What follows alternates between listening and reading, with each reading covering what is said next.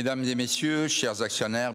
Ladies and gentlemen and shareholders, welcome to the AGM of the Renault Group. This is a very important moment in the life of your company, and this is an event that is very important to all of us. That is an opportunity for us to meet you and to share our strategy and our actions with you and to open a dialogue with you. All the members of the Executive Committee of the Group are present today in order to answer your questions. On my right, you have Mouna Seperi, who is EVP and the CEO's office, Marie-Françoise Damzin, EVP in charge of human resources. On my left, Thierry Bolloré, Deputy CEO, and Clotilde Delbos, CFO of the group. And in the first row, you have Thierry Koskas, who is EVP Sales and Marketing, Bruno Ancelin, EVP Product Planning and Programs, Jean-Christophe Kugler, EVP and Chairman of Europe. He's Chief Operations Officer of Europe. José Vicente de los Mozos, EVP Manufacturing and Supply Chain. Gaspard Gascon, EVP Product Engineering, as well as the members of the Management Committee of Renault. Mr. Patrick Tomasz, who is the Independent Director and the Chair of the Compensation Committee, is present on the stage. And to the left of Mr. Jean-Benoît Devauche, who is Head of Legal, that I propose to put forward as the Secretary of the AGM. The functions of the Bureau are to be done by two people, Mr. Jacques Azoulay, who is the Director of the French States Investment Agency, and Mr. Olivier Desnos, who represents the asset management company Amundi. Both of them are on the stage beside Mr. Patrick Thomas. I suggest that we should now take a look at our agenda. To begin with, Mr. Bolloré will give you the details of the sales and financial results of the group for 2017, as well as the sales for the first quarter of 2018. Laurent Desplaces, who is our auditor, will present a summary of the report of the auditor's report. I'll come back for the main achievements of the group in 2017, our priorities for 2018, and the prospects beyond that for Renault and for the Alliance. Then Mrs. Saperi will look at the activity of our board and will also tell you about our actions in terms of corporate social responsibility. Mr. Thomas, will close that session, and then we will take about an hour to answer all your questions. So before we vote on the resolutions. After the vote, at about 6 p.m., we will have the great pleasure of inviting you to a cocktail. I'm going to give the floor now to Mr. Devauche in order to look at the quorum. Merci, Monsieur le Président. Thank you, sir. So, ladies and gentlemen, good morning.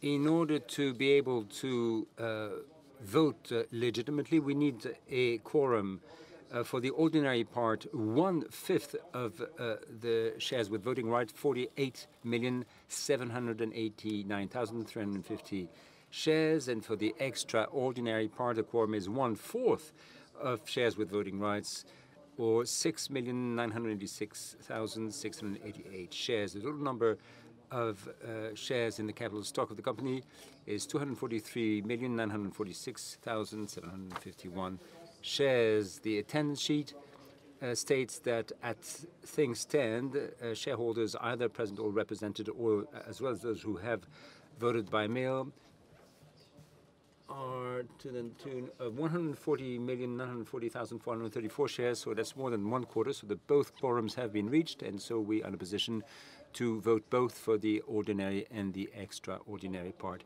of the AGM. In keeping with the regulations on financial markets, as indicated in our own rules of proceeding, this AGM is being broadcast on our website, and any person breaking the peace of this AGM may actually be kicked out after being summoned. The legal documents required are on this desk. The attendance sheet is there, and all documents were available at the headquarters of the company as well as on the website Renault.com on the submenu Finance AGM. So here it is for us to look at the subjects and the text of the resolutions, the reports of the Board of Directors, information on directors, the reports by the auditors, details on the share buyback program, and an overall table looking at the performance of the company over the past 5 years. This AGM is required to vote on 27 resolutions, 19 in the ordinary part and 8 in the extraordinary part. Looking first at the ordinary part of the AGM, resolutions 1 and 2 is the adoption of the annual and consolidated accounts for the year 2017. Resolution number 3, allocation of profits for 2017, payout, and date of payment of dividend. Resolution number 4, report of the editors on those items used to determine the payout on redeemable shares. Resolution number 5, approval of the special report of auditors on related party agreements. Number 6, approval of a specific agreement between the French government and the company. Number 7, renewal of the term of Mr. Kausgon as director. Resolution number 8, approval of the compensation policy for the CEO for the year 2018. Resolution number 9, approval of those components of compensation either paid or indeed allocated to the CEO for the year 2017. Resolution number 10, approval of the continuation of the related party agreement between the company and Mr. Ghosn. Resolution 11, ratification of Mr. Thierry Deret's co-optation as directed on the board. Resolution number 12, appointment of a new director, Mr. Pierre Fleuriot. Resolutions 13 to 15, renewal of the terms as directors of Mr. Patrick Tomasz, Mrs. Pascale Souris, and Mrs. Catherine Barba. Resolution number 16, renewal of the term of Mr. Yasuhiro Yamauchi in his capacity as director, appointed upon proposal of Nissan. Number 17, amounts of directors' attendance fees. Resolution 18, authority given to the board of directors to trade in company shares. And now looking at the resolutions in the extraordinary part, resolution number 19, authority given to the board of directors with a view to reduce the capital by cancelling treasury shares. Number 20 to 26, renewal of financial authorizations by which the AGM allows the board to increase the company's capital with or without preferential subscription rights for shareholders. These will be separate resolutions for each subject. The last resolution, which is for the ordinary AGM, is resolution number 27, I beg your pardon, that is formalities, powers to perform formalities. Before voting, Mr. Carlos Ghosn and members of the Executive Committee will take your questions during the Q&A.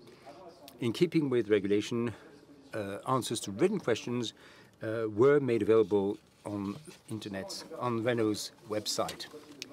Regarding voting, voting devices will no longer be issued after 1600 hours. Do keep that voting device within reach. During vote, you will, before the votes rather, you'll see a film showing you how to use the device, and please return this at the end of the meeting. Mr. Ghosn, now you have the floor. Thank you, sir. And now I would like to give the floor to Mr. Bolloré, who will introduce the numbers for 2017 and the sales performance for Q1 of this year.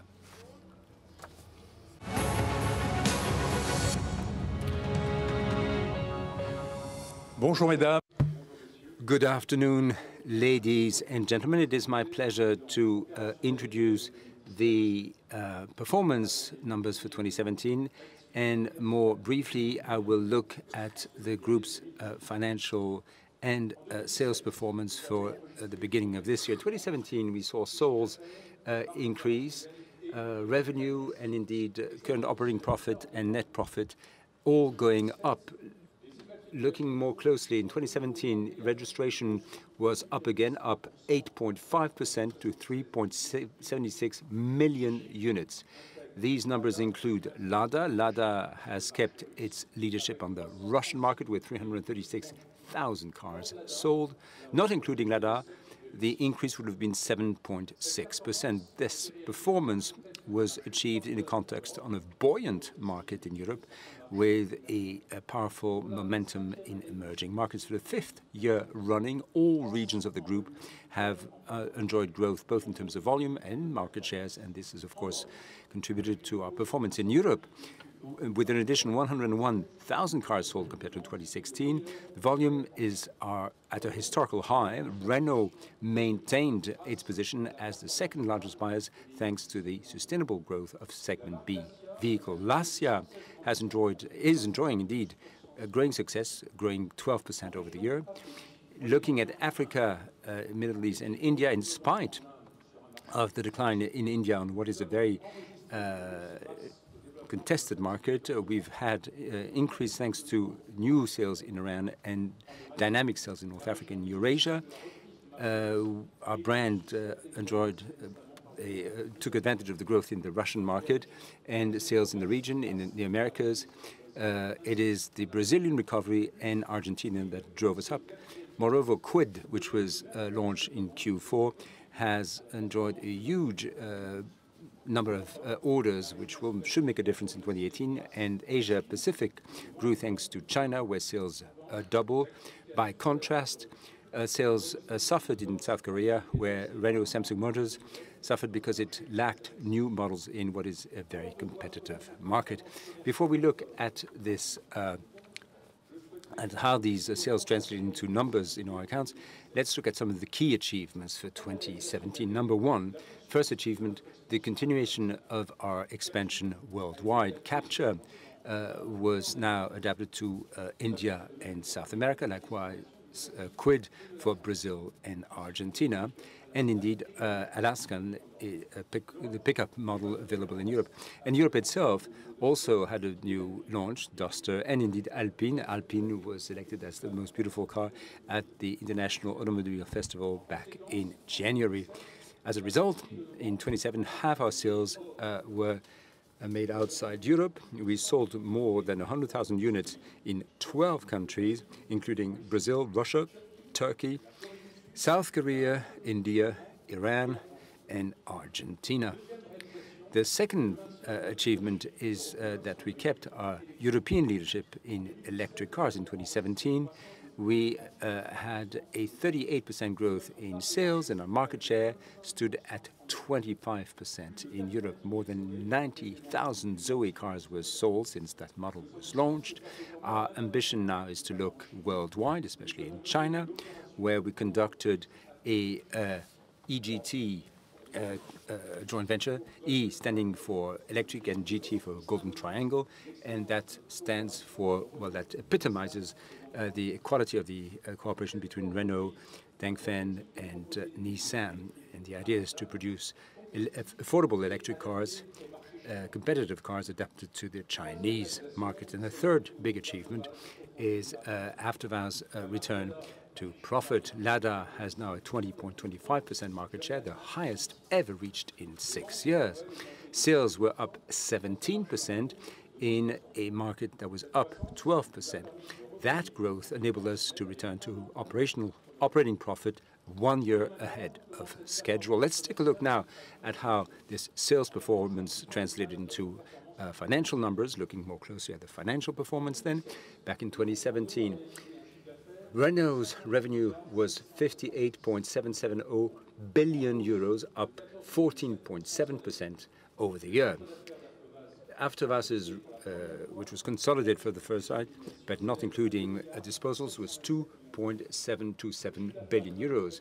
Our bank, RCI Bank, was up 11.8% to 2.513 billion euros. That's net banking income. If you look at the various contributions to the group, the growth in automotive sales, not including Aftervar's in 2017 compared to 2016, was mostly due to the growth in registrations as well as the positive development of the price mix. The performance of sales to partners also made a positive difference, especially with the launch of Nissan Micra in our plant in Flins. That growth is also due to the positive development in our product mix, especially because we were able to renew and indeed upgrade our vehicles in Europe, especially Scenic and Koleos. Regarding our operating profit for the group, it was up 572 million euros to 3.854 billion euros.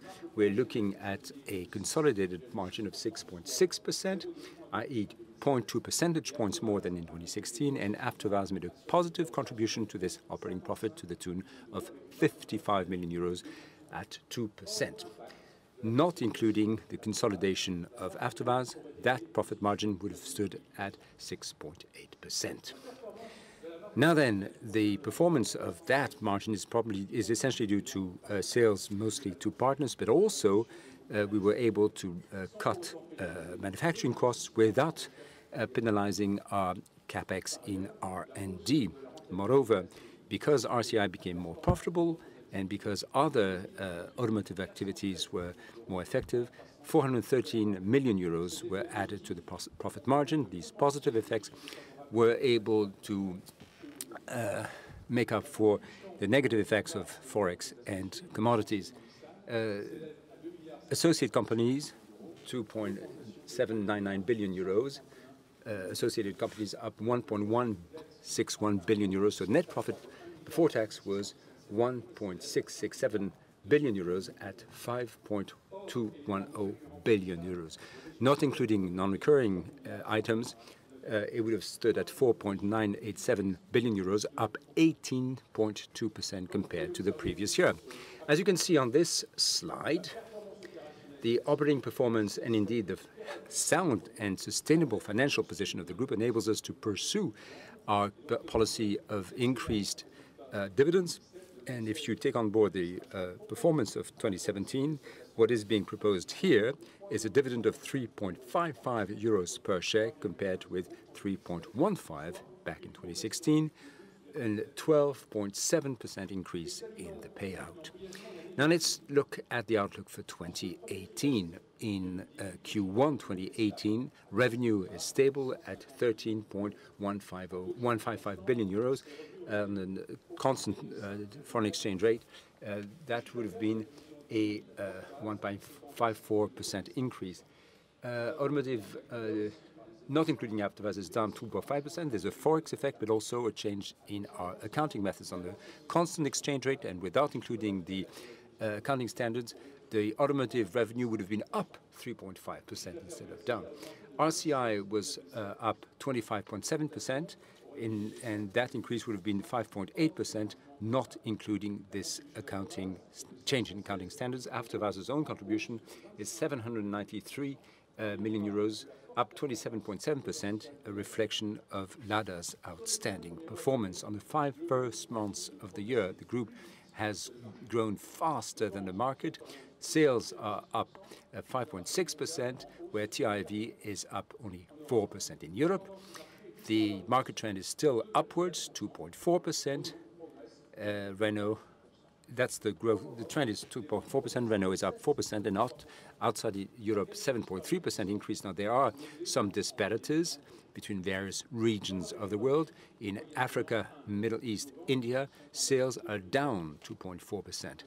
Now, we have made headways in North Africa, especially Morocco, up 16.4%.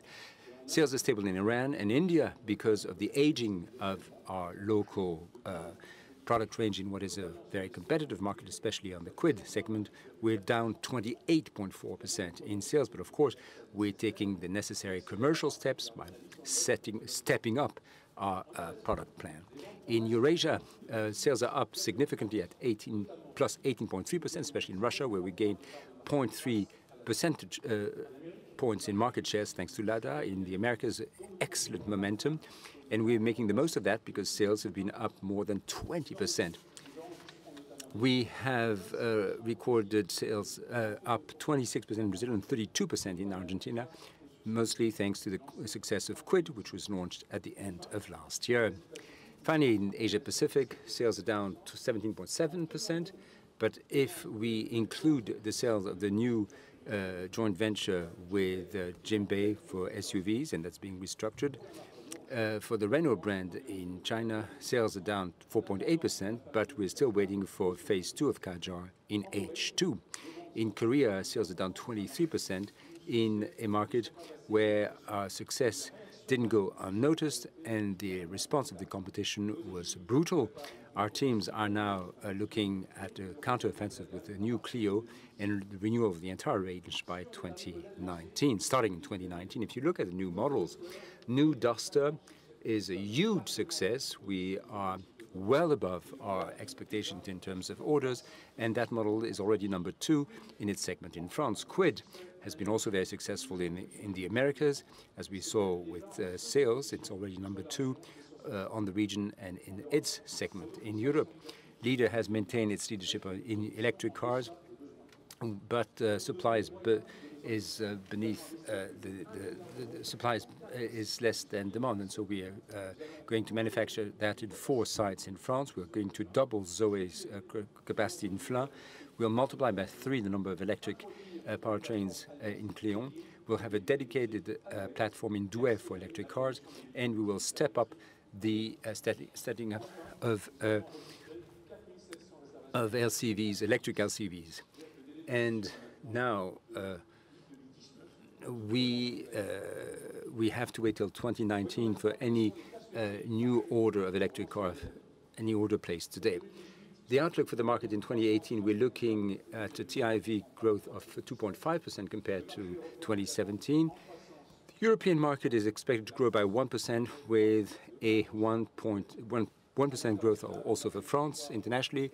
Russia and China should have more than 5% growth, India upwards of 6%, and Russia about 10% growth in 2018.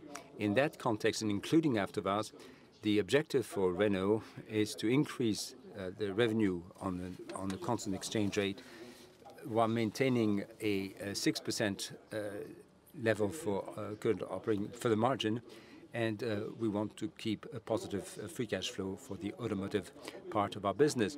Thank you for your attention. Let's take a video. Let's look at Shareholders Day on 25 May this year in Techno Center.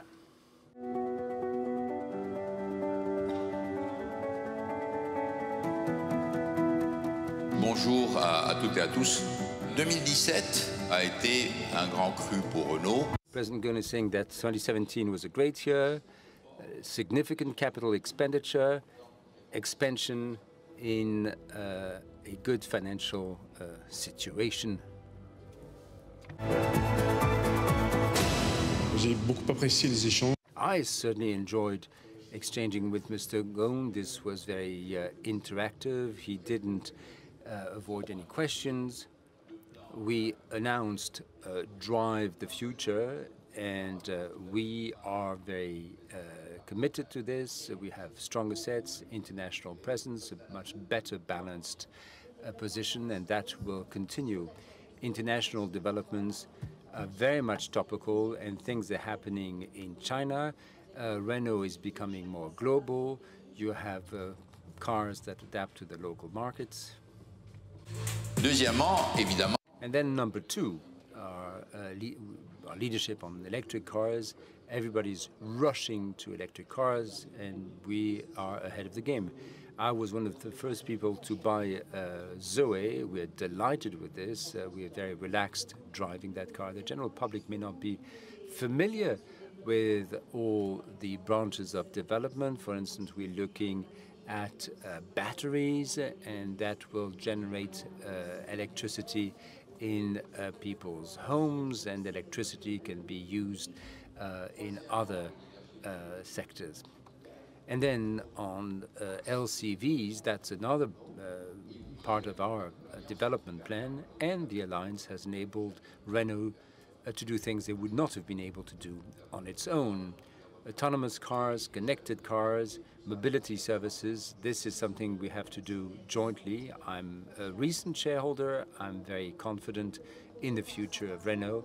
Renault is now 120 years old, but it has certainly 120 years to look forward to. Well, thank you, Mr. Bolloré. And I'll call on Mr. Desplaces, our auditor, to present his report.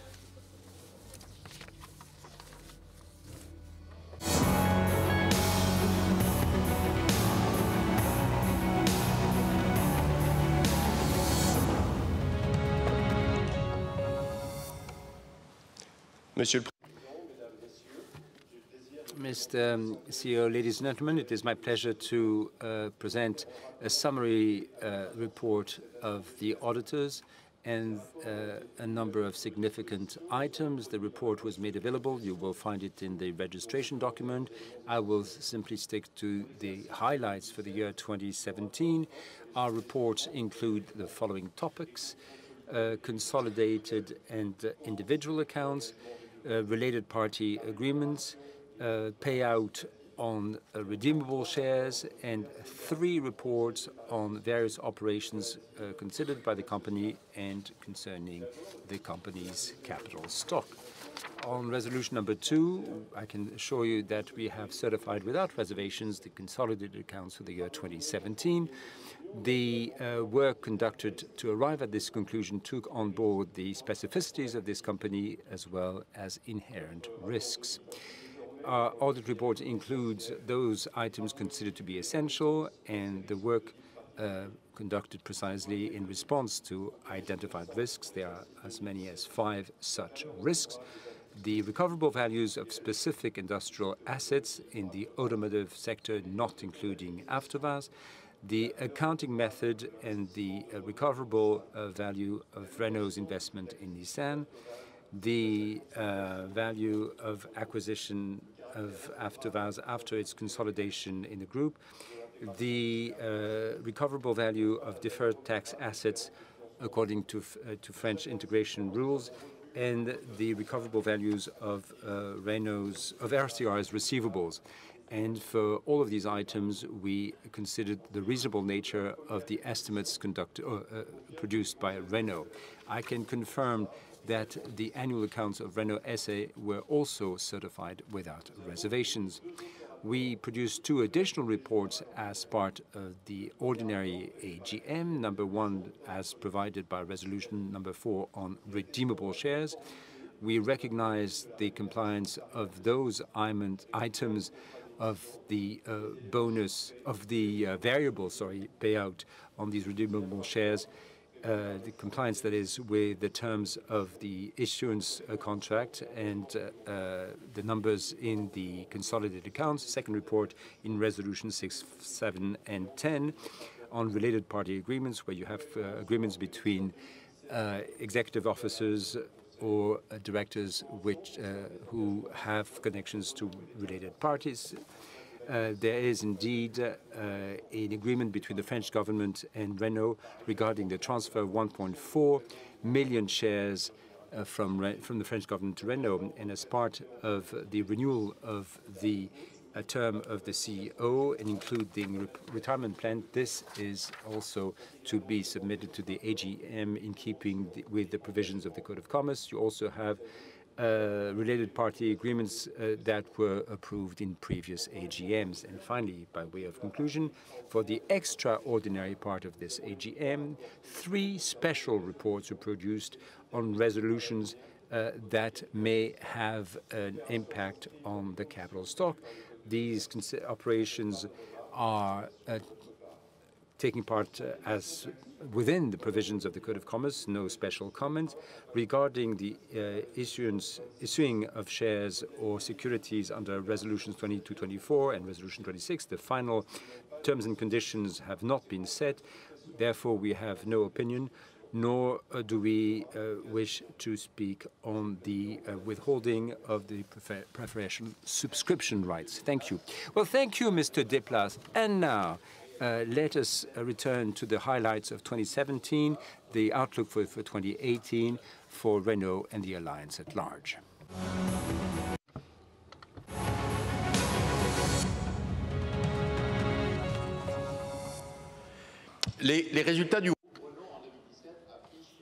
The Groupe Renault's results in 2017 achieved a record level of turnover, profit, as well as net cash position. After Having had a period of improvement, the Renault Group now is doing very well. We are progressing regularly and have been doing so since 2011. These results clearly show our capacity for innovation, our competitiveness, and our resilience in a sector that is more and more competitive and that is undergoing deep-seated changes.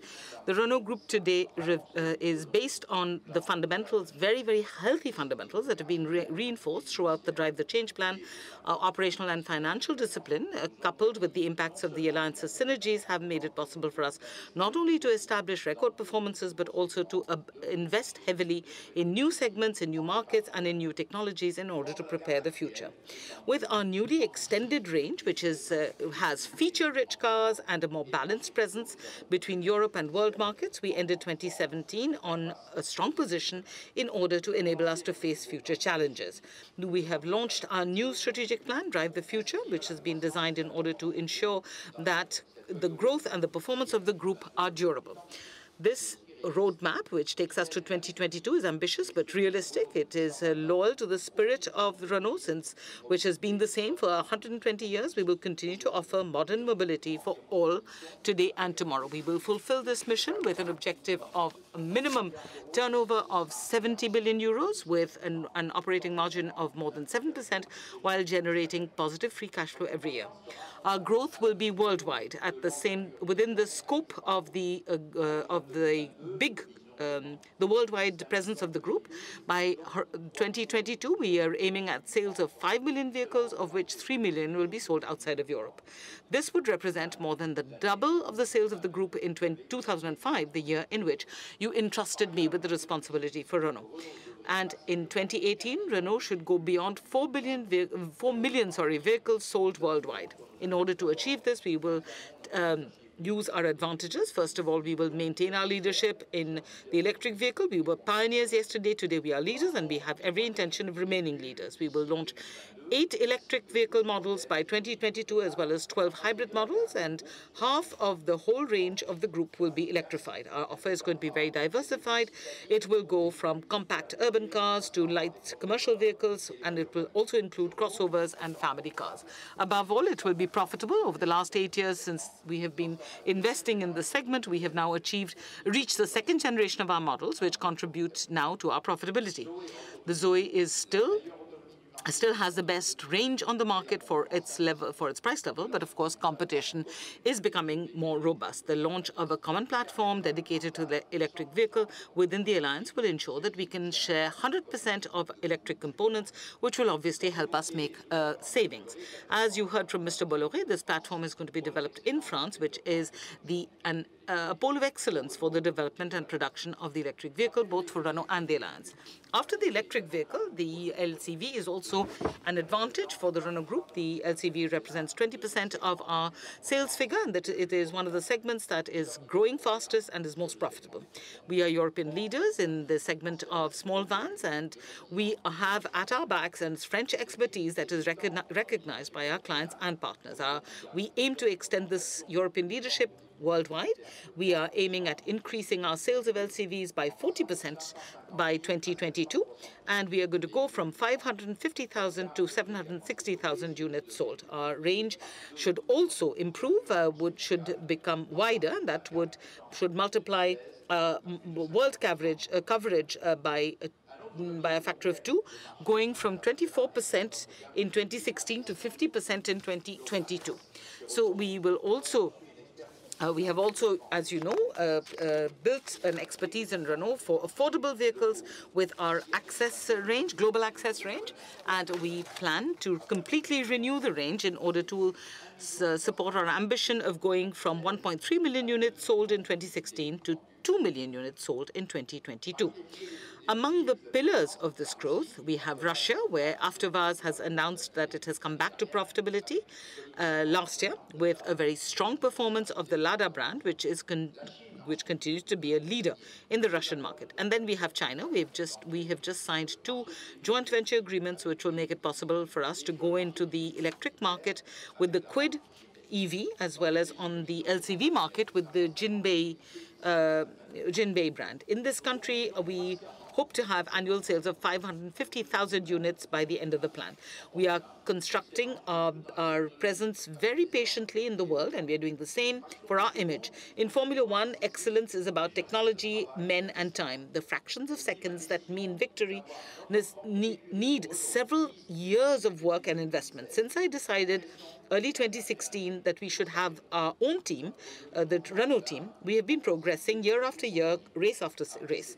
We came back to Formula One to win, and after these 3 years of patient construction, we hope to be back on the podium by 2020. Of course, we have the specific advantages of Renault, and we can add to these the advantages of the alliance. The strategic plan for the alliance 2022 aims at feeding the growth and the performance of each of the member companies. The contribution of the alliance to Renault's performance is concrete and measurable. In 2017, the total synergies of the alliance were up to 5.7 billion euros, including 2.3 billion that benefited Renault directly. The impact of these synergies over the financial year of 2017 represented 23% of our operating profit for the year. Let me give you a few examples so that it's not just theoretical. In 2017, the production of the Nissan Micra was launched in the Renault plant in Flins. This increase of its volumes made it possible for the plant to optimize its capacities and to drive down its unit costs. For the production of Allocation, Renault took advantage of the pickup platform of Nissan in Mexico, and in Spain, and this meant that we were much faster and more competitive as soon as the first vehicle started rolling off the assembly line. The second step will be the manufacturing of this pickup model in Renault's plant in Cordoba in Argentina for Daimler, Nissan, and Renault. In engineering, in 2017, we finalized the co-development of a new turbocharged petrol engine with direct injection between the Alliance and Daimler, inaugurated on the Scenic and the Grand Scenic at the beginning of the year. It will be proposed progressively on other models of the Renault range. This engine showcases the best of the technologies of the member companies of the Alliance, like the reduction of friction developed by the Nissan GTR. And for Renault, we developed the lower part of the engine, and the cylinder head was developed with Daimler. This engine is produced within the Renault plant in Valladolid as well as in Nissan's plant in Sunderland. We plan to produce up to 1 million units of this engine, which will be shared within the Alliance and with Daimler. Another example is the 1.8-litre engine of the Alpine A110, developed from an engine designed by Nissan. This engine today is also used in the new Megane Renault Sport. In terms of logistics, we have reinforced our synergies between Renault and Nissan in the Americas region. And Renault produces vehicles in Argentina exported to Mexico, and Nissan produces vehicles in Mexico that are exported to Argentina, among other countries, of course. We have reorganized these flows of vehicles by pooling transporters and freight, and that has generated significant savings for both companies. We are also developing synergies with Mitsubishi, which, for example, uses the financial services of RCI to sell its cars in Holland. And of course, that is just a beginning. By 2022, we are aiming at 10 billion euros of synergies, which should, of course, significantly increase in terms of value the contribution of the alliance to the operating margin of Renault. In order to achieve this objective, we have extended and accelerated convergence within the functions that were already partially converged, such as purchasing, production, or engineering. For example, by 2022, 75% of engines will be shared at the level of the alliance, as against only 1/3 today. 9 million vehicles of the member companies of the alliance will be produced on common platforms. For Renault, this would represent 80% of the vehicles that we produce. We have also extended convergence to the functions of business development, to LCVs, quality and customer satisfaction, as well as after sales. This extension of the perimeter of converged functions will help us to work better together, and while at the same time ensuring the autonomy of each member company, of course. Now, with these advantages, we have confidence in 2018 and the years to come. Of course, we have a lot of challenges. One technological challenge first, with the arrival of digital technology and artificial intelligence. Vehicles are becoming connected, autonomous spaces that can interact with their environment. These technologies are complex. They demand new skills and new partners, therefore. They're also strategic. Electronic components and software can now can in the future become about 60% of the value of a vehicle. Then we have a social challenge, a societal challenge. The users of vehicles are changing. They're more urban, more connected. By 2050, it is estimated that 2/3 of the world population will be urban as compared to 40% today. Their expectations are changing. They want to be able to choose freely between driving or being driven and to be able to use their journey time.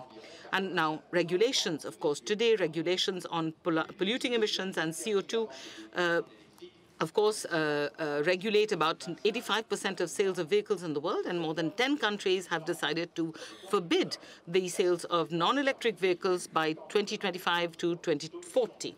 So the automotive sector is changing. Of course, car makers are still car makers, but they are becoming suppliers of mobility solutions that are connected, individual or shared, private or public. And this will impact our vehicles and the way we work. Of course, we embrace these deep-seated changes, and we are investing in tomorrow's vehicle. Throughout the Drive the Future plan, the Renault Group will invest 18 billion euros in research and development while having access to an overall envelope of 50 billion euros invested by the Alliance during the same period. Our objectives are quite clear. By 2022, 100% of Renault Group's vehicles will be connected, and 15 models proposed will have different levels of autonomy. And today, we are also going to become suppliers of mobility solutions. In March this year in Geneva, we presented our new Robo vehicle, Easygo concept. This concept car is that you can see on the stage is emblematic of our vision of a shared mobility that is electric, connected, and autonomous. Easygo is designed to ensure urban mobility without any impact on the environment, with a minimum of congestion that will bring relief to our public transport systems. The solution will also be safer because these robo vehicles will not commit human errors, which are at the origin of 90% of road accidents. We develop our own technologies and services, or we will find the best partners to supply what we need. The size of the alliance and the economies of scale that are possible within the alliance obviously help us. We sold 10.6 million vehicles in 2017, and we aim to achieve more than 11 million in 2018. Since we are the biggest worldwide automotive group, it means that we are attractive solutions for suppliers of technologies or services. And the creation of an Alliance Ventures investment fund in January 28 will also help us to collaborate with startups that will contribute to the redefining of the mobility of tomorrow.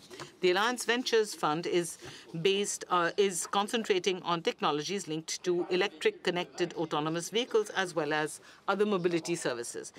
Preparing tomorrow's vehicles also demands new skills and new know-hows. We are training people and recruiting people. In France, we have increased our training budget, which will go up to 235 million euros by 2020, as well as our recruitment. At the level of the group, we have also set up training sessions that are dedicated to our employees in order to ensure that we can upskill them and their positions. About 13,000 people will take advantage of this by 2019. By 2019, we have also committed to recruiting 5,000 people with contracts, with open-ended work contracts in France, as compared to the 3,600 that we had set down in our initial plan. We are concentrating recruitment on new professions like data analysis, design of softwares and algorithms, electronics, and onboard systems. By using the advantages of Renault and the Alliance, preparing the men and women of the group for the future, our new plan has been designed to increase the growth and the performance of the group in a sustainable manner. Today, among the decisions taken in the board meeting, which will be submitted to you for agreement, we have the renewal of my term. With all the members of the board, we have decided on a roadmap, and this is, of course, the performance of the Renault Group. And in order to do this, we will be implementing the success of the Drive the Future plan. The performance of the Alliance as well, by piloting the Alliance 2022 plan, and the durability of the Renault Group with the setting up of a very solid succession system, the appointment of Mr. Bolloré last year as the deputy director, the deputy CEO, will, of course, is one of the main steps of that. Others will follow. The durability of the alliance is very important. Since its creation in 1999, I have always done all I could to ensure that it works in a pragmatic manner with no dogma and no ideology. It was a mutual interest that drove it. Renault, Nissan, and Mitsubishi collaborate with each other because the positive impact of the alliance is direct and significant for their growth and their profitability. For all the players of the alliance, the main obligation is to ensure that each of the members has sustainable performance. And the level of autonomy of each is obviously linked to their level of performance. The system has been set up with patiently for the last 19 years. It functions very well, and it's continuing to enrich itself, but it still provokes questions and doubts. So the alliance is a question of people, 450,000 people. In their diversity, the men and women of Renault, Nissan, and Mitsubishi are the people who are directly responsible for the performance and the growth of each of the groups, as well as for the strength and the solidity of the alliance. My responsibility is to propose the right measures and to take the right measures in terms of organization and integration to ensure that nobody has any reasonable doubts about the durability of the alliance. And of course, that has to be done before the end of my term, which is 2022. Our ambition is to consolidate the position of the alliance as an integrated group, which is a worldwide leader of the automotive industry, and that plays into the interest of all of the stakeholders. Thank you for your attention. I'm going to give the floor now to Mrs. Seperi.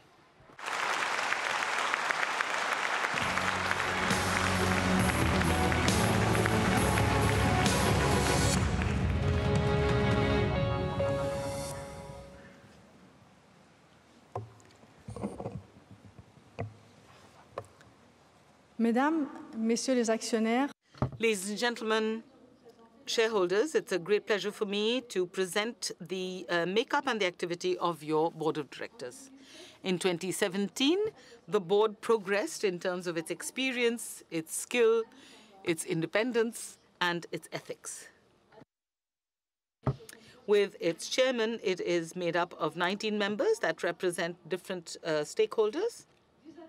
We have 10 independent directors, 4 directors that represent employees and the shareholding employees, 2 directors who are elected on the proposal of Nissan, and 2 directors who represent the French state. Now, beyond the renewal of the director's term of Mr. Carlos Ghosn, who is the CEO, the following proposals, the following evolutions are proposed to you. As far as the appointments and renewal of terms of independent directors are concerned, on the recommendation of the Committee for Appointments and Governance, 2 candidates were selected by the board for the replacement of Mr. Thierry Desmarais and of Mr. Marc Ladret de la Charrière.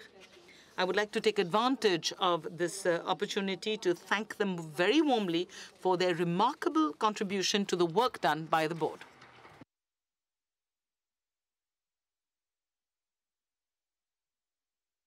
Now, the new administrators, as far as the new directors are concerned, Mr. Thierry Desmarais was co-opted to replace Mr. Desmarais, and today we are submitting the ratification of his co-optation to you. Mr. Desmarais is the CEO of the Covea Group, and which is a major player in the insurance sector. His experience of the general management of an international group would be extremely useful to your board. Mr. Pierre Floriot was the head of the Commission for Stock Market Operations and Credit Suisse in France. His election would certainly give us more expertise in the field of finance. We would also propose the renewal of the terms of 3 independent directors whose term expires, Mr. Patrick Tomasz, who is the chairman of the Compensation Committee, Mrs. Pascale Souris, who is a member of the Committee for Audit, Risks and Ethics, and Mrs. Catherine Barber, who is a member of the Appointments and Governance Committee. Now, as far as the renewal of a director representing Nissan is concerned, Mr. Yamauchi, who is the competitiveness officer for Nissan, was co-opted to replace Mr. Saikawa. That term will expire at the end of this AGM, and so we propose that it should be renewed. The recognized experience of Mr. Yamauchi in Nissan and within the alliance will be a factor of mutual respect and of cohesion on the board. Lastly, the objective of the feminization of the board that was achieved in 2017 has been maintained. The proportion of women directors achieves 43.7%, which is higher than what the law imposes on us. 6 of our directors have a foreign nationality, and most of the independent directors have experience and exposure internationally. As far as the activities of the board are concerned, 2017 was marked by very major subjects for the development of Renault. To begin with, we had the study and the approval of the strategic midterm plan, Drive the Future. Then other strategic subjects were looked at, the future prospects for autonomous, connected and electric vehicles, the changes in European regulations in terms of emissions. Lastly, the board also carried out its second evaluation carried out by external consultants, and the result of that was a very positive appreciation of the structure and the functioning of the board and its committees, a very clear and clear vision and strategy of the company that are shared with the CEO, and the clear identification of roads for improvement on the makeup of the board, its collective intelligence, and its participation in the strategic discussions. So on the whole, this year has been a new step in the governance of Renault that is agile and responsible, with a renewed board that has the right expertise and that has placed itself at the service of the social interest, the corporate interest of the group within the alliance. Every year, as you know, it is during the AGM that we present our actions in terms of the corporate social responsibility of the company. Over the last 20 years, we have been acting to extend our know-how and our international presence. In 2017, we concentrated our action around 2 main themes: sustainable mobility and affordable mobility for all. This is an approach that we baptized Mobilize. Now, durable or sustainable mobility is safer and respects the environment better.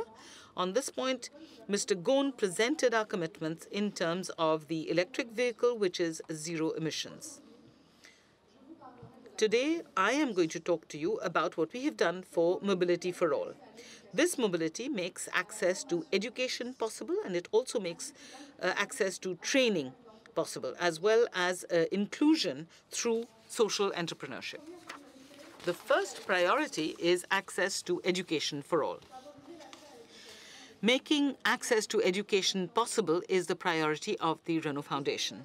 Ever since it was founded in 2001, it has developed 5 higher education courses focused around international management and the functions of the automotive industry for tomorrow.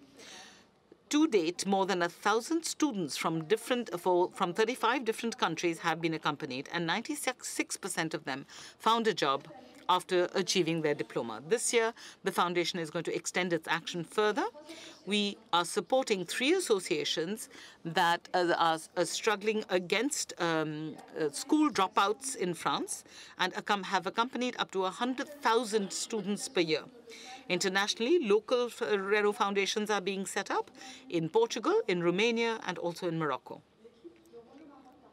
The team from Renault Morocco, for example, developed a program that was tailored for study for students in Tangiers with an endowment of vehicles to transport them and organize cultural excursions. Our second priority is inclusion through social entrepreneurship. At the level of the group, we know perfectly well that access to employment is only available when you have access to mobility. More than 1 one employment seeker, one job seeker out of two has had to refuse a job offer or training because they were not mobile enough. So we have set up a network of 350 garages, Renault garages, that are in solidarity with job seekers. They propose microcredits for the purchase of a vehicle or cost price repairs. We also support social companies, social enterprises that favor mobility for all. Since it was created, the Mobility's Invest Fund has invested 3 million euros in 10 startups that have taken initiatives that are very concrete by setting up shared carpooling services with Zoe close to council housing and the setting up of solutions of car sharing with other people as well. We know that mobility is a key to receive education, to get a job, and to acquire adulthood and autonomy. Now, before I give the floor to Mr. Patrick Tomasz, here are a few pictures that illustrate our actions. Thank you very much.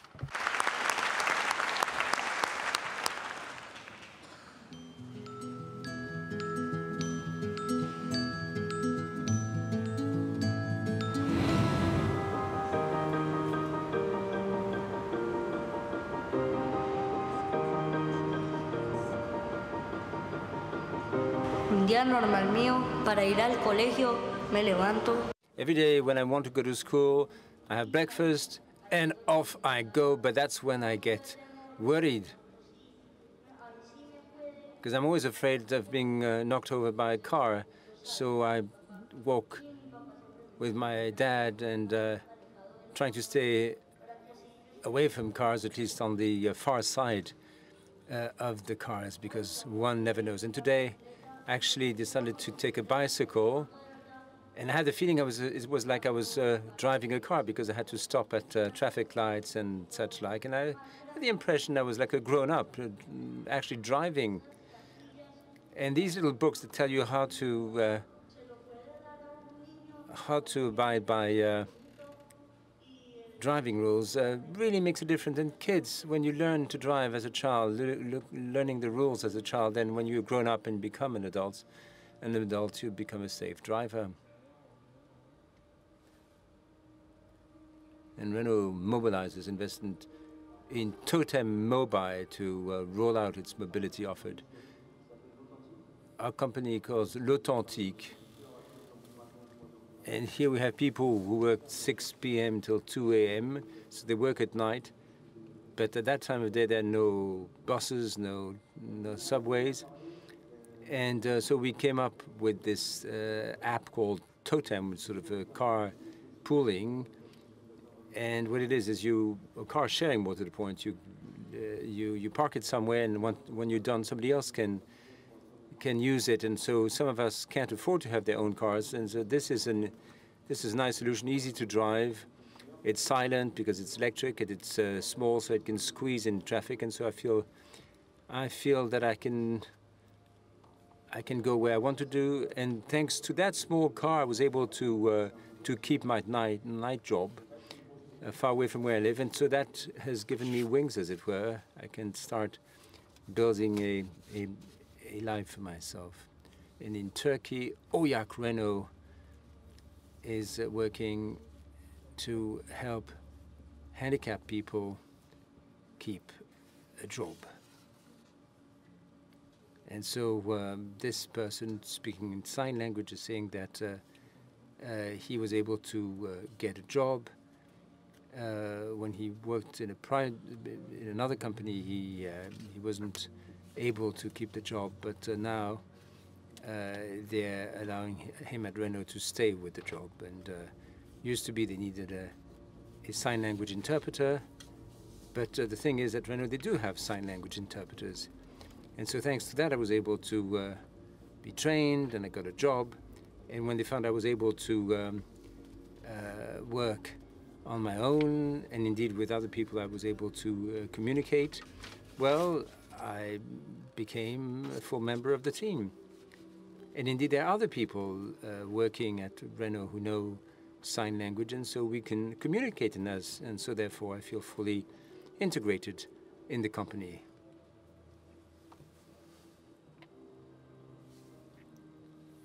Since 2009, Renault has launched as many as 400 CSR programs around the world. In Colombia, Road Safety for All since 2014. In France, Mobilize Invest, helping and supporting 11 companies. In 2017, Aurillac Renault got 2 awards because it has enabled handicapped employees to work for the company. All right, then.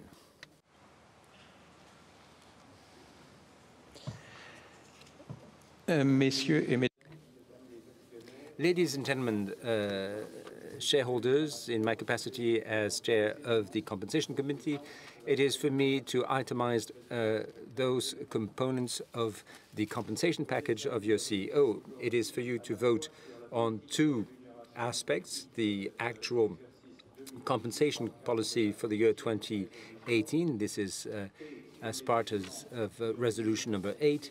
And the final items of the compensation package for the year 2017, in keeping with the policy that was approved during the AGM of 15 June 2017. That's resolution number 9. So the compensation policy, there's 2 main items that have determined the change in the compensation policy for your CEO in the year 2018. One is a major change in the organization of the company, with a new definition of the fundamental missions of the CEO as part of the renewal of his term as CEO, and by the appointment of Mr. Thierry Bolloré as Deputy CEO in charge of operations.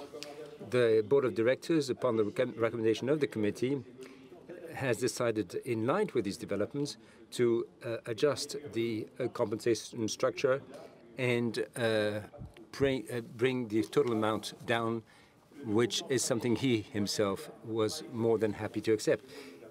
In the new strategic plan, the medium-term plan, Drive the Future, there are 2 main objectives. Number 1, increase synergies within the alliance, and number 2, strengthen Renault's position as a leader on the European electric car market. The Board of Directors, upon recommendation of the Compensation Committee, has decided to align the compensation package, the long-term compensation package of the CEO, on these strategic lines of Drive the Future. As you can see, regarding these items of the compensation, the full amount of the fixed part of the compensation is 1 million euros, down 19% compared to 2017. You may remember in 2017 it was 1.230 million euros. The target for the variable part goes from 120 to 100% of the fixed part, so down 20 points compared to 2017. The additional exceptional variable parts, which could be as much as 60% of the fixed amount, that has been left out altogether. And the allocation of performance shares is down from 100 to 80,000 performance shares, so down 20% compared to 2017. The criteria applicable to the variable part, which you can see on the chart, the criteria are similar to those that were used to determine the variable part for the year 2017, but the weighting was adjusted, as you can see, to reflect a lower amount for the variable part target. The 3 criteria may represent anywhere between 0.2 to 70% of the fixed part compared to 85%, and the 4 qualitative criteria can go from 0 to 30% of the fixed part. Just like in the past, for the 2nd year running, and with a view to improving transparency, and this had the approval of our shareholders, the board will indicate the payment thresholds for each quantifiable performance criterion, and ex post facto will indicate the criteria related to financial objectives for reasons of confidentiality. The terms and conditions for the payment are the same as in 2017, 25% in cash and 75% on a deferred basis. the payment being contingent upon a 3-year presence, and the conversion is worked out on the basis of the average price of the share over the 20 days of trading or listing prior to the date at which the board determines the full amount of the variable part. Regarding the long-term compensation package, apart from the 20,000 shares taken out, performance shares taken out, compared to previous years, the board, on recommendation of the compensation committee, has decided to change performance criteria. Two new criteria were introduced: synergies within the alliance and electric cars, sales of electric cars. These criteria propose to align the long-term compensation package of the CEO with the main objectives of the Drive the Term strategic medium-term plan. As you can see in slide 10, you can see the criteria and their weighting. As in previous years, meeting with investors has confirmed that people prefer a simpler compensation schedule, especially reducing the number of applicable criteria. You'll note that the automotive operating profit compared to a panel of peers, industry peers, this was left out, was taken out. Now, well, this criteria has become less relevant because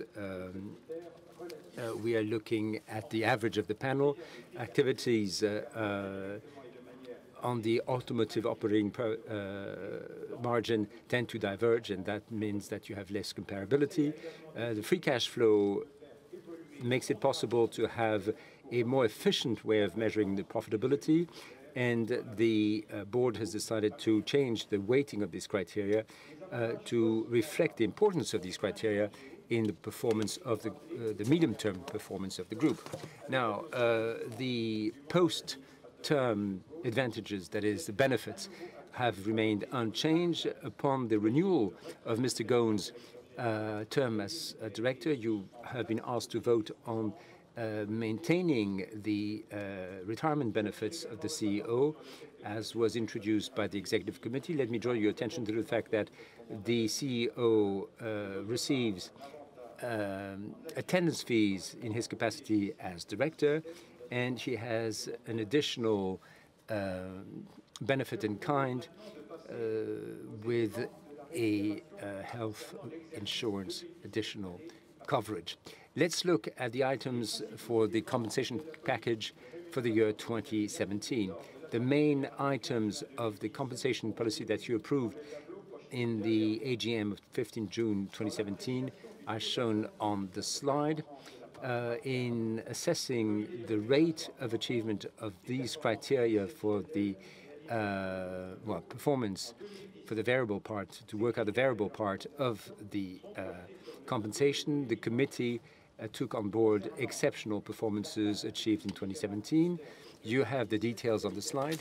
Regarding the criteria for 2017, the committee noted that all financial criteria had been fully reached, and the qualitative criteria were largely reached, and so therefore the board, upon a proposal of the committee, felt that the variable part should be 118% of the fixed part, the maximum being 120%, and so the variable part, i.e. the bonus for the year 2017, stood at 1.451 million euros, compared with 1.414 in 2016. You should remember that the variable part is paid out 25% in cash, and the balance up to 25% in shares. In 2016, the board decided to take out any adjustment of the variable part paid on a deferred basis, the only condition being for the CEO to remain for another 3 years. Now then, the number of performance shares granted to the CEO is 12,421 shares, but again, the condition that applies for receiving these shares is 3 years presence in the company.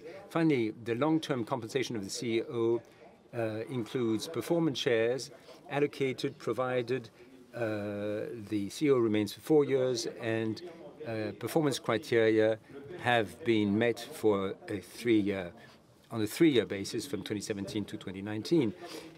We want to rule out the payment of long-term performance should performance not be met. In 2017, the CEO has received 100,000 performance shares, but they will be acquired definitively only if criteria in line with the objectives and the strategy of the group is met. They include free cash flow, automotive COP, compared to a panel of car manufacturers with similar characteristics at Renault, and then a criterion based on total shareholder return. Let me draw your attention to the fact that in keeping with the compensation policy approved in 2017, the CEO has post-term, that is, benefits in keeping or in return for non-competition, additional retirement benefits, performance fees, attendance fees as a director, and benefits in kind, whose value is 5.6 million euros, 5,610 euros. I beg your pardon, 5,000. Let me draw your attention that the Compensation Committee and Board of Directors insist on respecting all the rules and regulations, recommendations of AFEP-MEDEF, and compensation policies in similar companies, French or international. Thank you.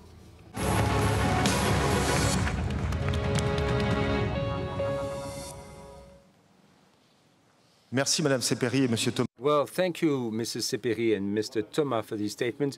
Let me remind you that all the items on Renault's governance can be found in the registration document. The CEO has the floor. Thank you, Mr. Deveau. Now, the time has come for us to start the Q&A session. We have about 1 hour for our exchanges.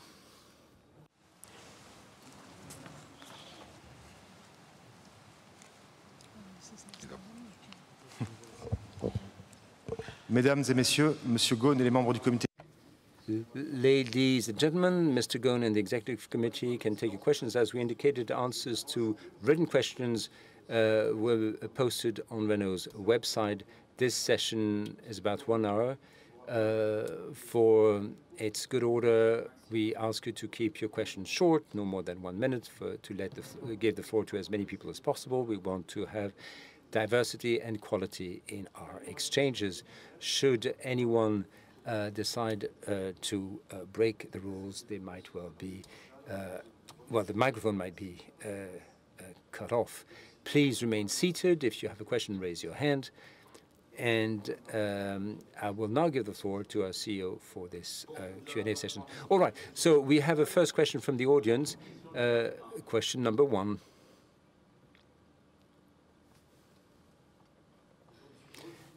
Good afternoon, Mr. Ghosn. My name is Bernard Soret. It was my pleasure to be part of the CCA, that is the Shareholders Advisory Committee. I have a strategic question. What is the future of the alliance, as far as you can see? I'm probably going to repeat what you heard from me earlier and also what I've said to the press over the last few days. But I think it's important for us to be coherent and clear. The roadmap of the alliance is very clear. It was clearly laid out during the Alliance 2022 plan. And the alliance is there basically to develop synergies. So we announced synergies for 2017, 5.7 billion euros. Each company has put into its accounts the impact of this 5.7 billion euros on their own bottom line. And the objective is to continue to work so that by the end of 2022, we should have more than 10 billion euros worth of synergies. Now, of course, the alliance, when it develops synergies, it doesn't just reinforce the profits of each company, but also its capacity to grow. And our forecast is that we will go from 10.6 million cars sold now to more than 14 million cars sold by 2022. So the alliance also makes each company more competitive. I'll give you an example. Today we have 4 million cars belonging to the alliance that are on common platforms. By end 2022, there will be many more on common platforms. Today, we have about a third of engines that are shared. And by end 2022, we will have more than 75% of cars of these engines that will be shared. We have a huge budget in terms of R&D, not just for Renault, with almost 18 billion euros that will be invested. But what is important is that each company will take advantage of a pool of R&D. When you put all three budgets together, for Renault and Nissan and Mitsubishi, you have 50 billion euros worth of research and development that is going to profit Renault. Now, the dynamic of the alliance, that what actually makes the alliance robust and solid, and that may ensure that it will last over time, is that it is in the interest of each of the companies. There is no point in being a part of an alliance if you yourself don't get anything out of it. If you have 25 to 30% of your profits coming from the alliance, if your growth prospects are boosted by the alliance, then of course it is interesting. So we have to now reinforce all of this within the framework of closer integration between the members of the alliance, but while at the same time keeping the freedom of entrepreneurship and the independence that characterizes each of these three companies. Because each company, obviously, works with its strengths. That's why we are so different from a group like Toyota or a Volkswagen group, which, although we have the same size. So the future of the alliance is a part of this. The efforts of the convergence will be that we have made for convergence will be reinforced, will be deepened, and it is our mission, all of the management teams of all three companies, it is our job to ensure that this impetus lasts over time and is sustainable beyond just the presence of the people who are the leaders of these companies today. I'm going to now going to take question number 10. Elisabeth Feva, l'actionnaire individuel. Elizabeth Feva, I'm an individual shareholder. Good afternoon, Mr. Chairman. How can you explain the success of AvtoVAZ? Thank you very much. Well, the success of AvtoVAZ was in the genes of AvtoVAZ. I've never had any doubt of this. I've already talked to you about this during other AGMs, but I knew it was going to happen. But in the automotive industry, you don't get anything without giving anything. You have to have years of losses, years of criticisms, years of very hard work. But if you've done your job properly, after a few years, you will achieve a company that is really a driving feature, driving member of the Renault Group. Now, when we took 25% of AvtoVAZ in 2008, we sent experts, management experts, to AvtoVAZ to help them modernize. We had to make efforts on production, on quality, on productivity. But in 2010, we put in the very first platform of Renault, which is the B0 platform, which was the basis for the whole of the development of our global access range. And that made it possible for us to launch the first car, the Lada Largus, at the beginning, which had a great success. But that's not all we did, because we started to produce cars in Togliatti. We started to produce Renault cars as well as Datsun cars, which belong to the Nissan Group. So not only have we invested in products, but we also invested in the plants, the Togliatti plant, which is a huge plant of AvtoVAZ, but also the Izhevsk plant, in which we produce Nissan cars as well. So we invested massively in both of them. So Togliatti produces 50% for Lada and 50% for the other brands of the alliance. Productivity has improved considerably, as has quality. Lada also has a great commercial presence. And we can see, after years of work, we can see that the potential of AvtoVAZ is at last being realized. And I think that this year, AvtoVAZ is ahead, actually, of its program. So I'm going to give the floor to Mr. Bolloré, who has really gone through AvtoVAZ from beginning to end and who can tell you what he thinks. Yes, thank you, Chairman. I was there just a month ago, and it's one of the plants and companies that I have spent the most time in since I joined Renault. I was very impressed by my visit. You could see, I'm going to be talking about both plants, Togliatti and Izhevsk. So when you see the power of the Alliance production system that's been set up, it starts, of course, with hygiene and safety and productivity. And I can tell you that this has become a priority, although it was not to begin with. So thanks to this priority for the quality plan, we have achieved some of the best scores in the group for the quality of the products that are being produced there. We've also seen fantastic progress in terms of productivity. You know that we rank all of the Alliance plants annually, and the speed with which the two plants in Russia have improved is quite incredible. Even I think it's only the Chinese plants that have progressed so fast. And I think in less than 2 years' time, the plants in Russia will have come up to the same level as the Renault plants, which is quite incredible. I also visited suppliers, which is, of course, very important to get the right performance and the right quality. And in the same way, I saw that our Renault teams were able, and Lada and AvtoVAZ teams have brought our suppliers up to the same level of demand and requirement that we have here. Distribution as well. The network has been completely renewed, and they have a fantastic network that is has been modernized, and which is, you know, up to the best levels in Europe for the Renault brand, for example. And I have also seen design teams, engineering teams that are very talented. You might have seen the Lada Vesta, the station wagon that we've put into our exhibition here. I'm sure that you were able to see that given your idea of the image of Lada, these are very modern, very attractive cars and very high performance on all our markets. And this is why AvtoVAZ has also conquered market share there. Now, my last word would be that a lot of teams were sent off to join VAZ, and they've made progress. And we have Nicolas Moore's team, Nicolas Moore is present here, and his team has done a fantastic job as well. And it's really impressive when you look at all of this, and when the Russian teams from AvtoVAZ tell you about it, you have people who are very young, very talented, extremely motivated, very dynamic.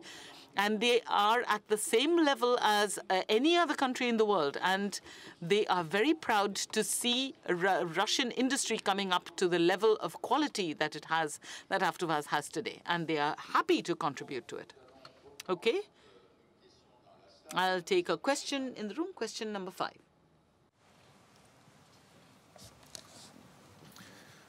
Bonjour, Monsieur le Président. Good afternoon. My name is Rick Duval. Congratulations on your running of the group. I would like to know how much do electric cars weigh in the sales of Renault cars?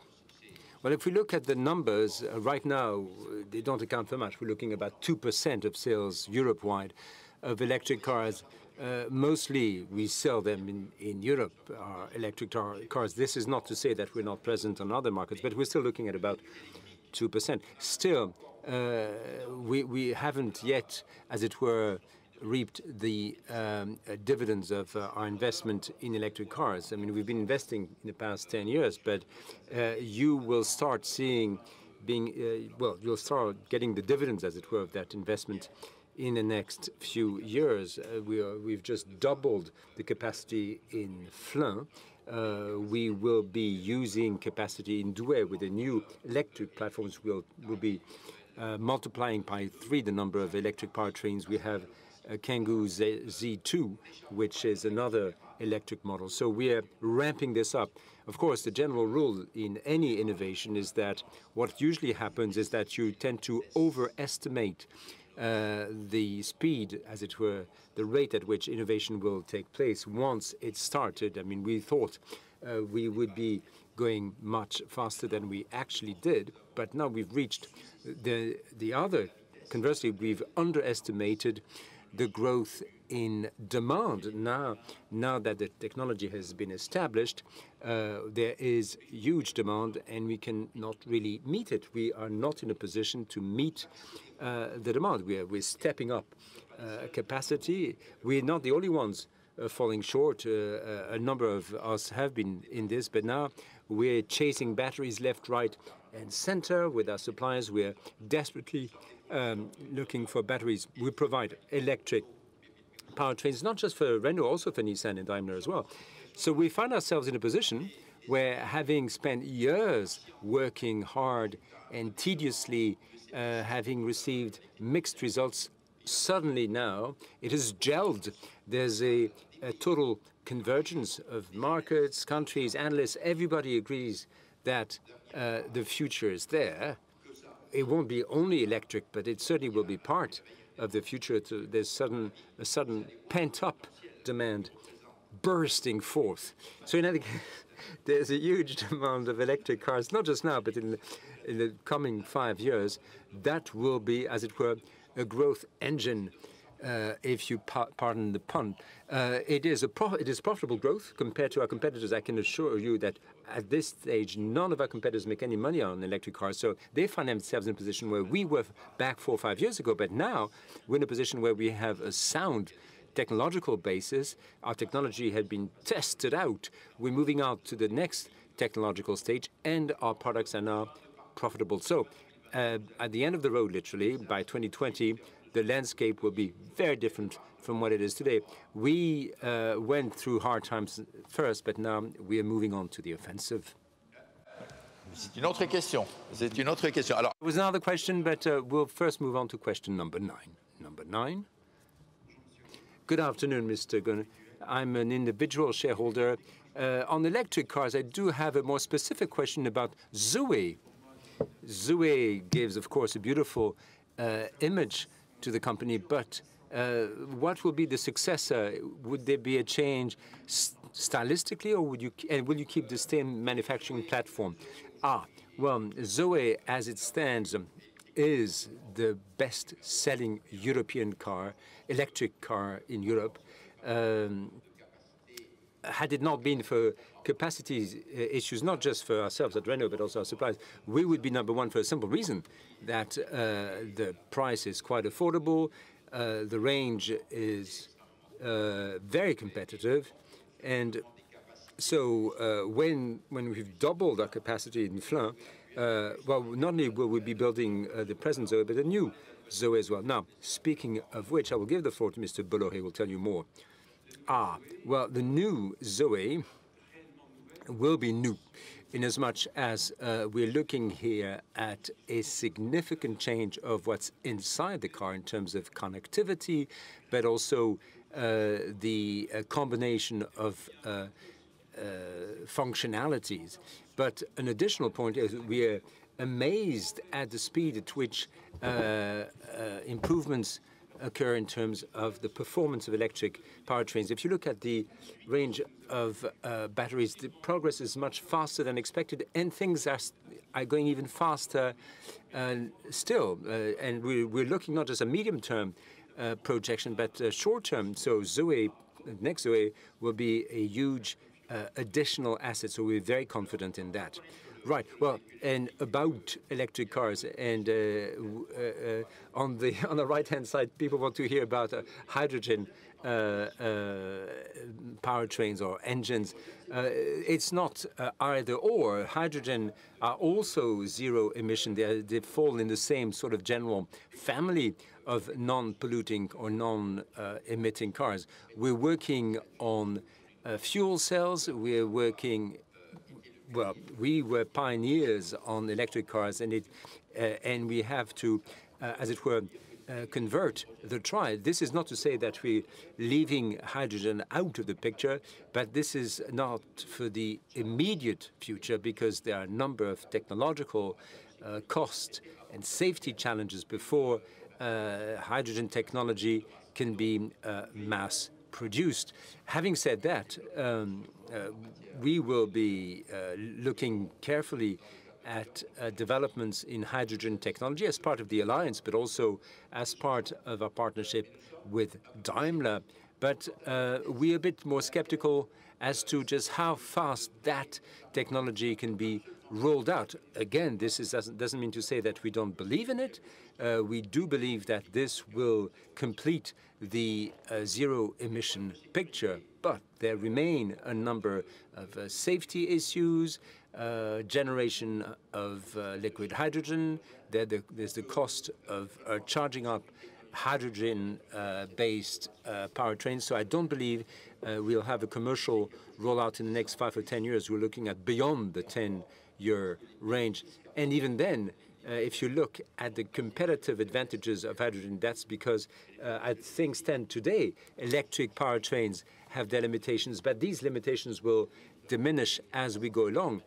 Zoe today, for instance, has a 300-kilometer real range, and in 10 years we're looking at upwards of 600 kilometers. So when you have 600 kilometers, then there's no weakness there. I mean, how far do you need it to go? But both technologies, of course, make for zero-emission engines. Now, the next question is number 6. Number 6.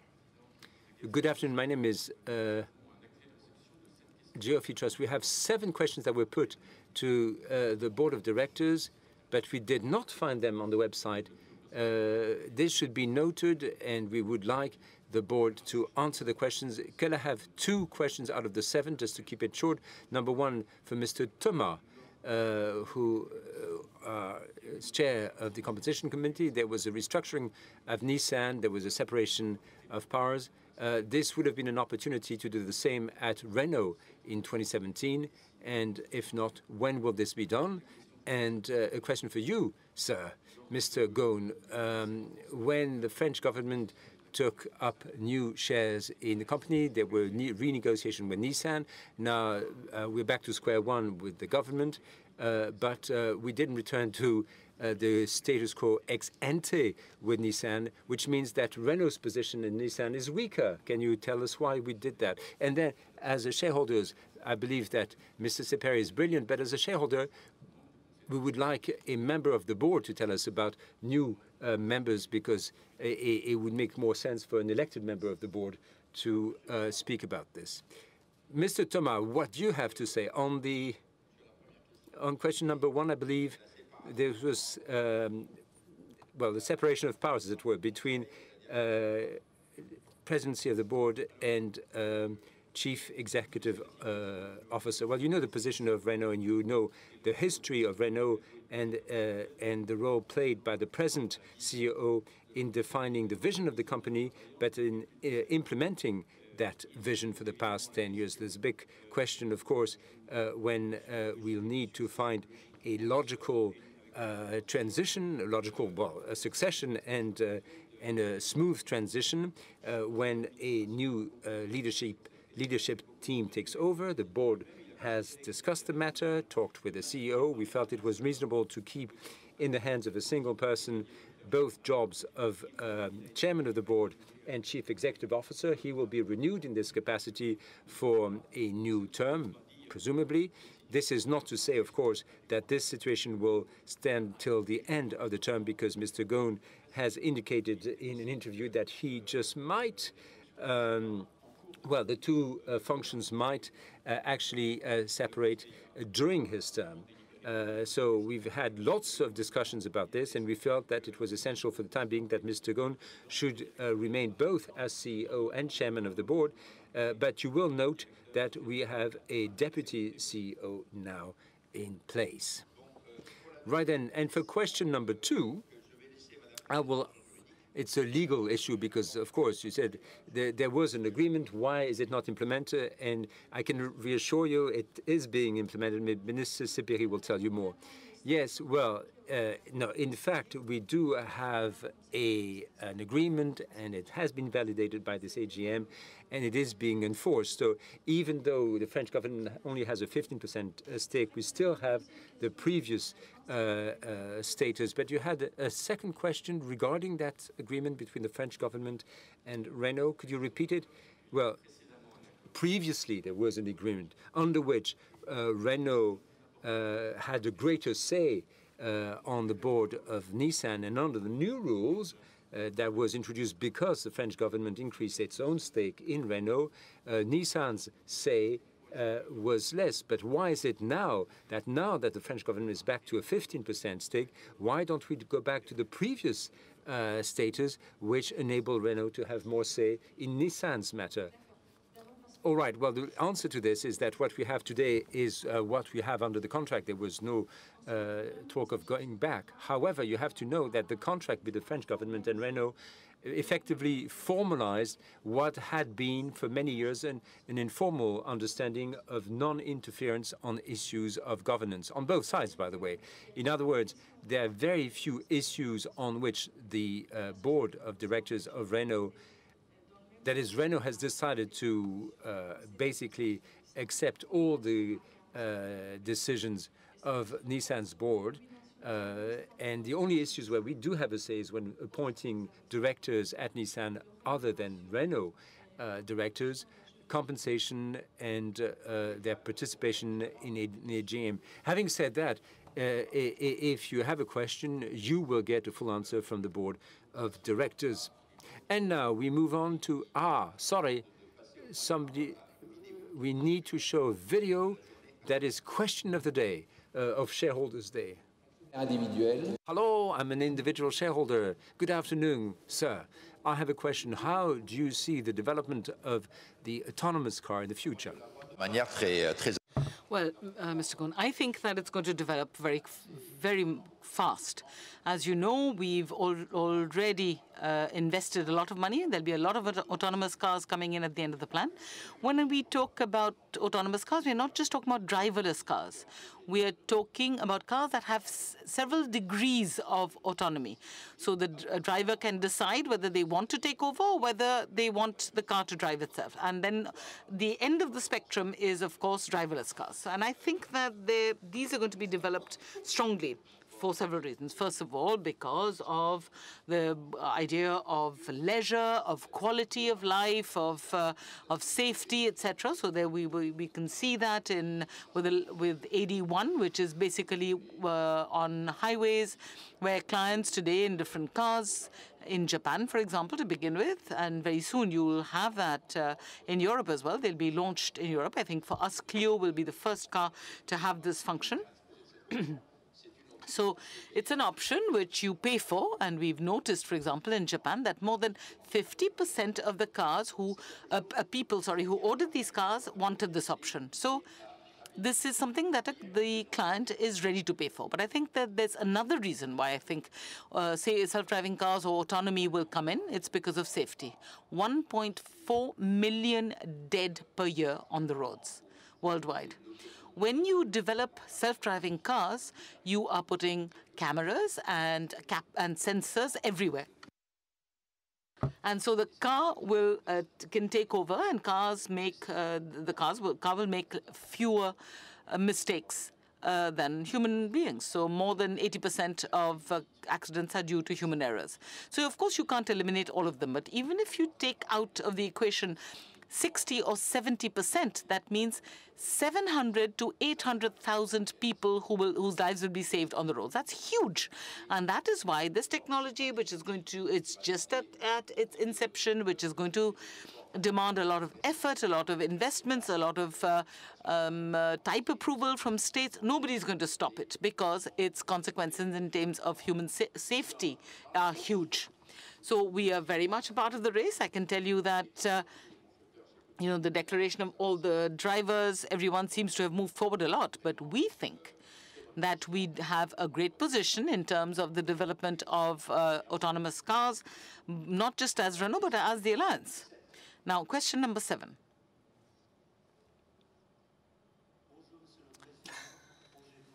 Roger Tran, I have 3 questions for you, Mr. Chairman. The first question concerns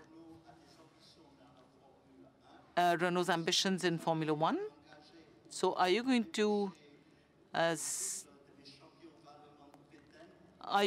take over Vettel, or are you going to give the job to a French champion?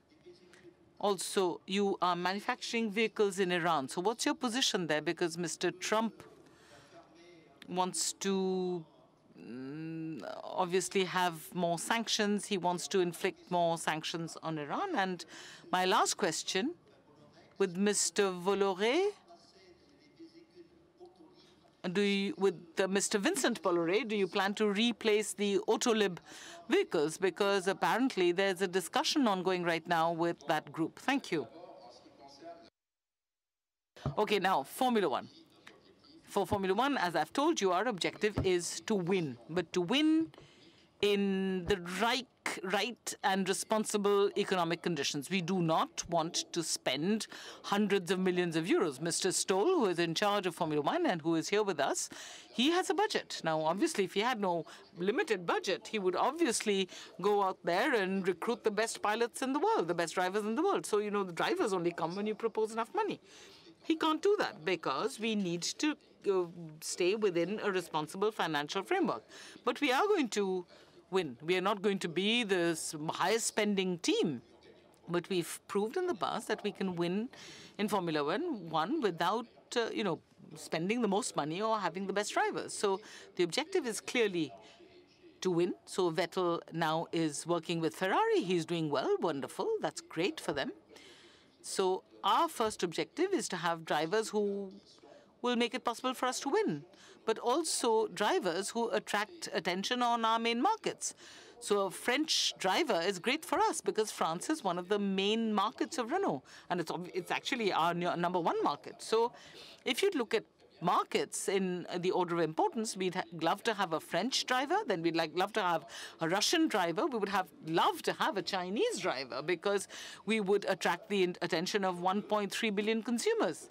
Except that, you know, you have to find the right pilot, you have to find the right driver, you have to then you have to move towards winning. So we have financial constraints. It's not that, you know, we want to hold back. It's that we want to be disciplined. We've done it. We've succeeded with that in the past. Of course, we have to have drivers that make us win, but also drivers who belong to countries where they will attract attention to Renault on markets that are important for Renault. So France, obviously, Russia, China. I could give you others as well. Iran now. We've always had a very long-term plan on Iran. This is not the first time that Iran has had to deal with sanctions. We have never pulled out of Iran, and we have never pulled out of Iran because we've always had a long-term view on Iran.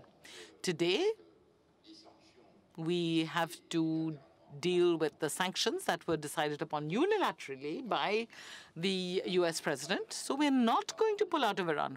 There is no way that we're going to abandon Iran because we consider that Iran has an interest for us. We do have a future in Iran. It may take 2, 3, 4, 5 years. It doesn't matter. Within our time scale, it's nothing.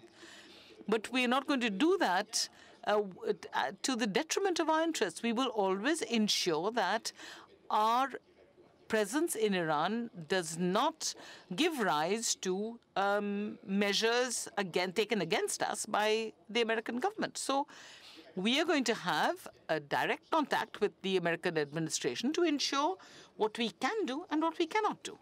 So depending on that dialogue, we will adapt, we will refin our sails, or we will adapt our drive in Iran to, if we need to limit our investments, we will. But we will stay there because we are quite convinced that at one point or another, this market will open. And the fact of remaining there will certainly give us an advantage. This is not new. We've always done this. We have long-term views, although sometimes we have to hunker down and find our way through the short-term storms. But we will not do that in an irresponsible manner. So we have contacts with the French administration, but we also have contacts with the US administration to ensure that we don't imperil our position while staying in Iran, even if it is a limited presence. Now, Autolib, this is something you've read in the press, of course, but I can tell you that we have continuous dialogue with the city of Paris. Mr. Buros, who is here, who is director for France, is in contact with the municipality of Paris all the time. So, of course, I cannot reveal anything that I'm not allowed to reveal, but I can reassure you and I can tell you that we have continuous contact with them. And if we can play a role by modernizing the transports in Paris or in France, we will definitely answer any request that is made. We are going to take another video question. Good afternoon, Mr. Chairman, cher Richelieu. I have a question concerning depollution for diesel and petrol engines, to see what is being done to make these engines less polluted in the future, especially diesel engines, which we're hearing a lot of negative things about right now. Yes, that's a good question, because you mustn't think that all we're working on is electric motors. We are also working on diesel and petrol powertrains. Of course, you know, electric motors are selling, so we are pushing them. But Mr. Bolloré will tell you more about how we are continuing to improve depollution in our petrol and diesel engines, as well as to adapt them. Mr. Bolloré.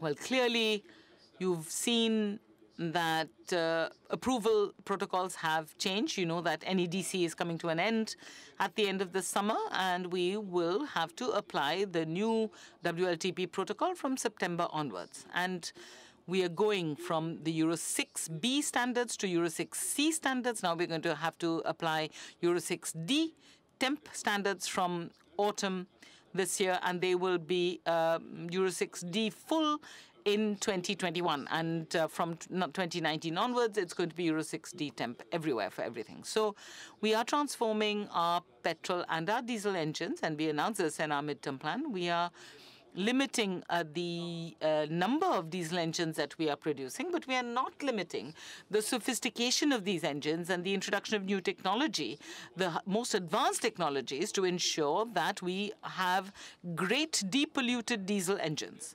That's fundamental.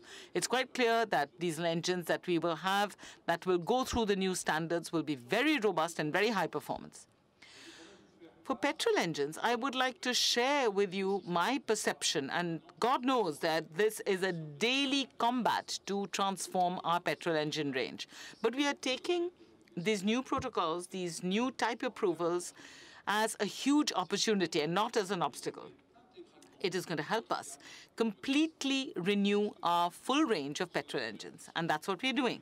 These will be very highly advanced technologically. We have the new 1.3-liter TCE engine that is already on the market, on the Scenic, on the Megane.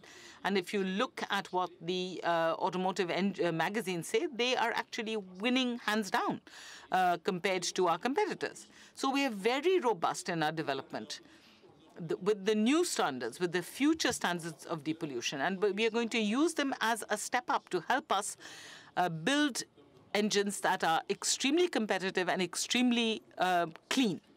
So that's what we are working on today. And this is a very, very interesting challenge for us, I would say. Question number 8 now, please. Pierre Billon. Thank you, Mr. Chairman. Can you tell us about your strategy with Samsung, please?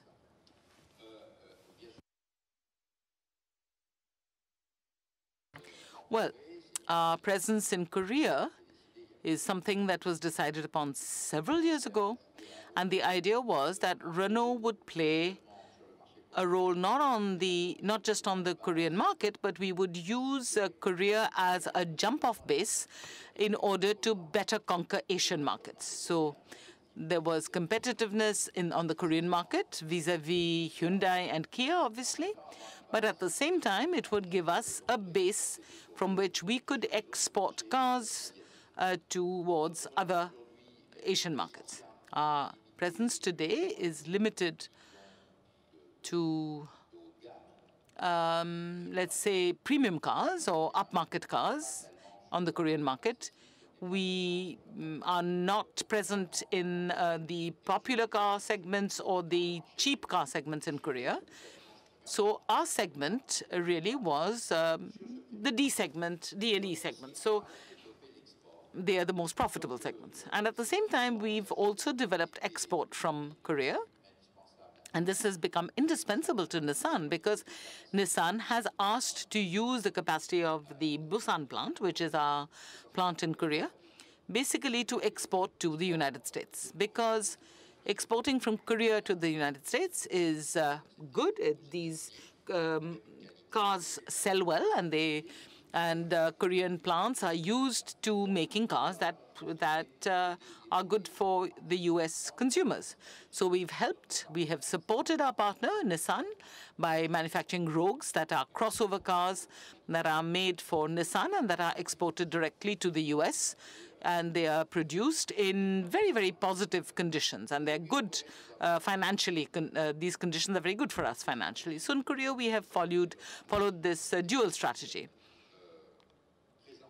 So we are present on the Korean market, very competitive and profitable on the Korean market, especially on the D&E segments, but not only. We've also sold a few electric cars there. We are presenting cars on non-classic niches in Korea, but also we are using Korea as a complement. Of course, this doesn't affect China because you know that 95% of the cars that are sold in China have to be manufactured in China. You can't be competitive in China if you import cars. So we are doing that, but we are also using some of our capacity there to export to other Asian markets for Renault, but we are also using this capacity, as I told you, for our partners in very good, very profitable conditions. So this was our strategy with Samsung. Question number 7.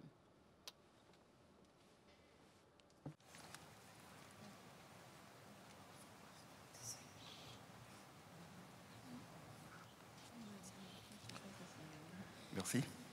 Bonjour. Good afternoon. Good afternoon, sir.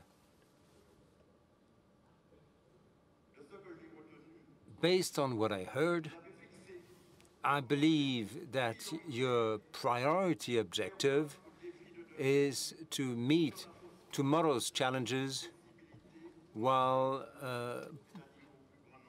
ensuring access to local markets, that is, to the general public, but also developing sales worldwide to be tomorrow's leaders. 2022 is the date at which Renault should have achieved that objective. That is when that's the target you have set yourselves. Now, sir, could you tell us more about cooperation, that is, pooling resources, specific synergies with your partners, and to what extent will artificial intelligence help you reach your objective? The idea is that you still have to bridge a gap between where you are now and where you want to be, meeting your own potential, but also that of your customers, that your investors, your employees, and your shareholders. Thank you. Thank you for giving me, rather, a precise answer. Well,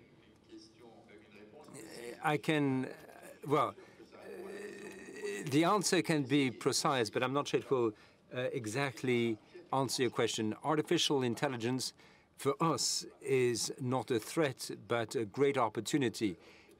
Some people are concerned about people losing their jobs to machines and that sort of thing. That isn't true. It's not the first time we have a technological breakthrough. People say, well, jobs were lost. That is simply not the case. Artificial intelligence is an opportunity, provided we use it the right way, because A, it will make our products more attractive to you.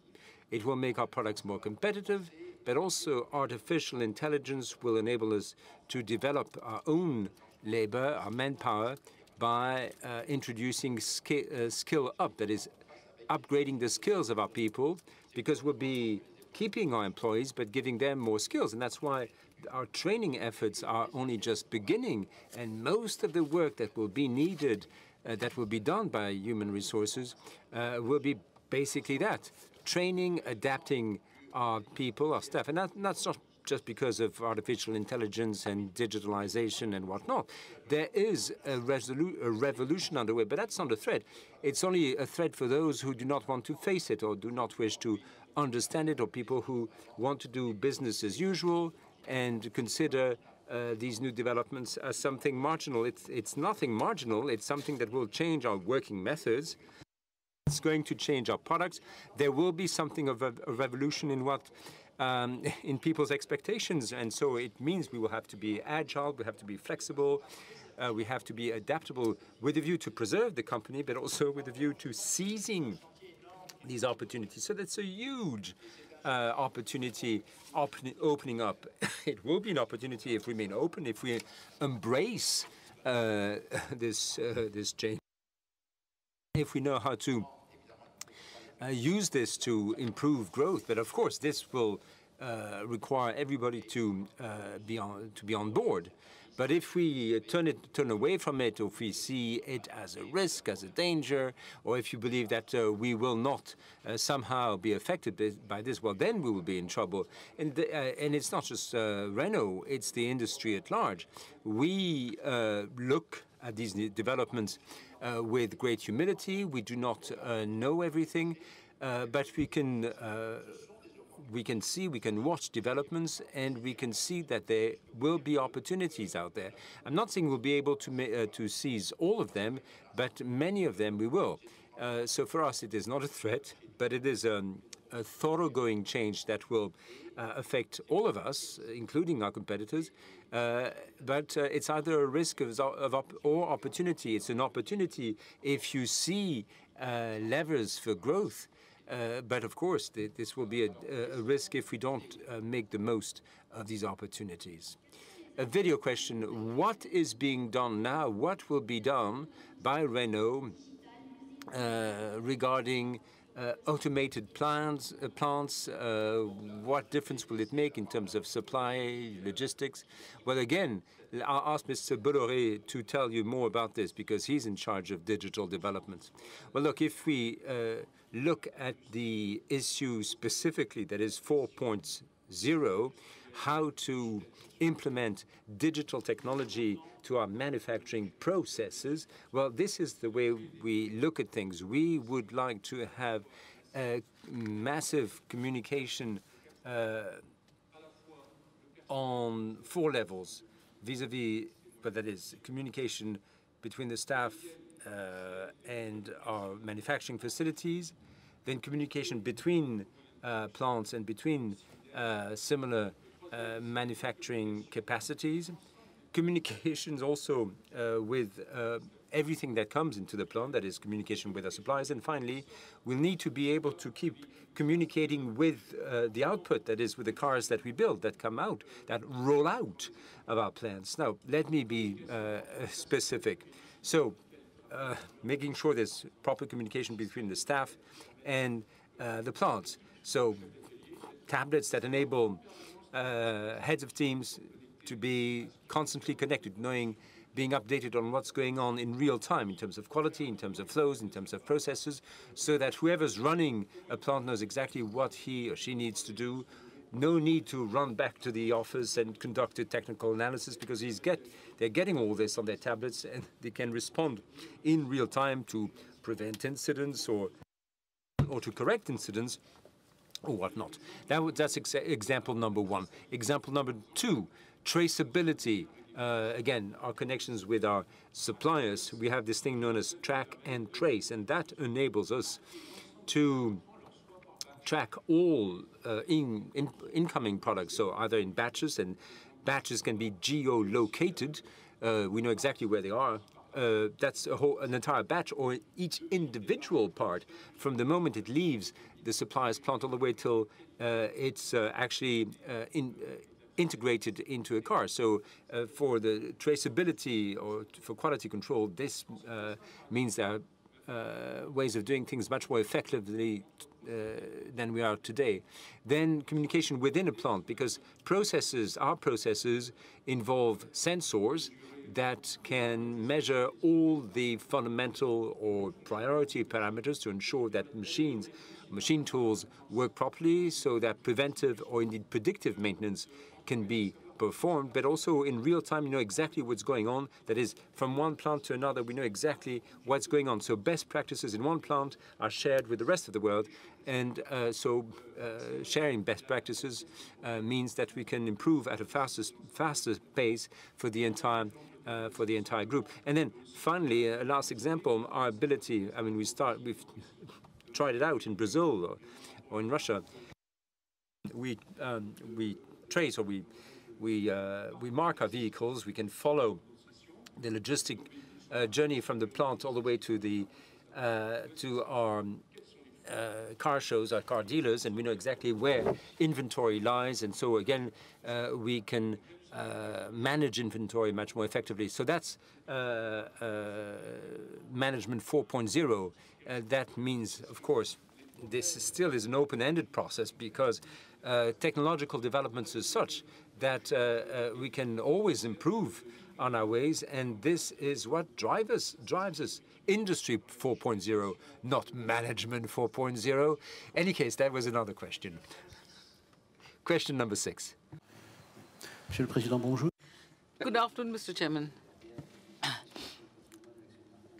I work for the Association for Individual Patrimony.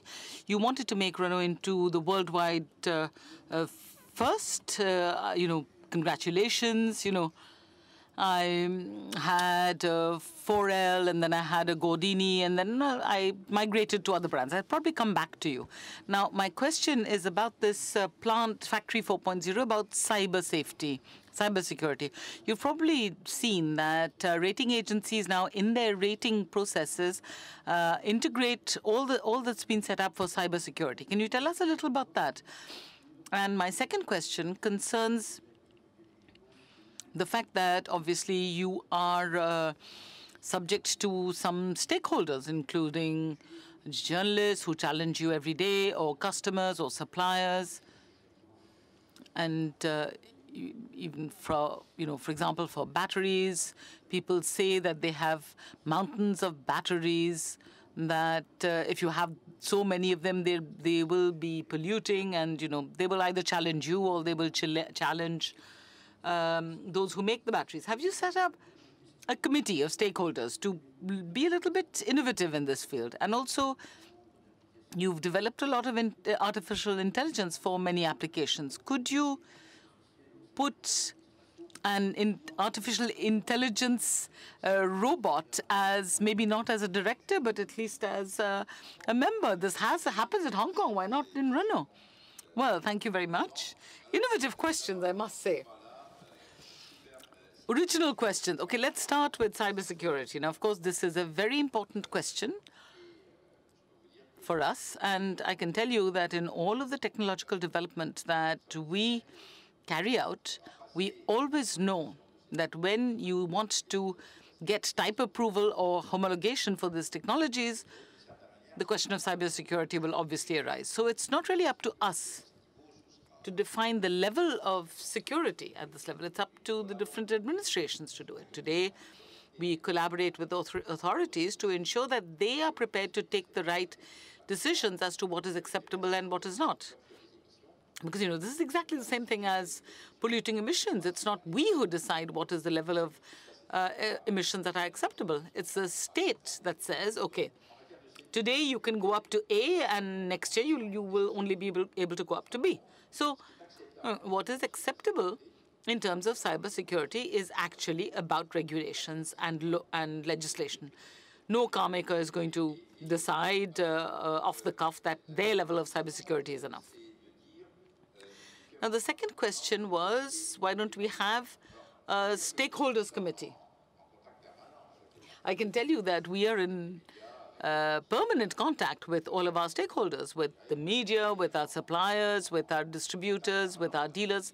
At every level of the company, we are in contact with them. Now, do we really need to set up a committee? I don't know. We haven't thought about it.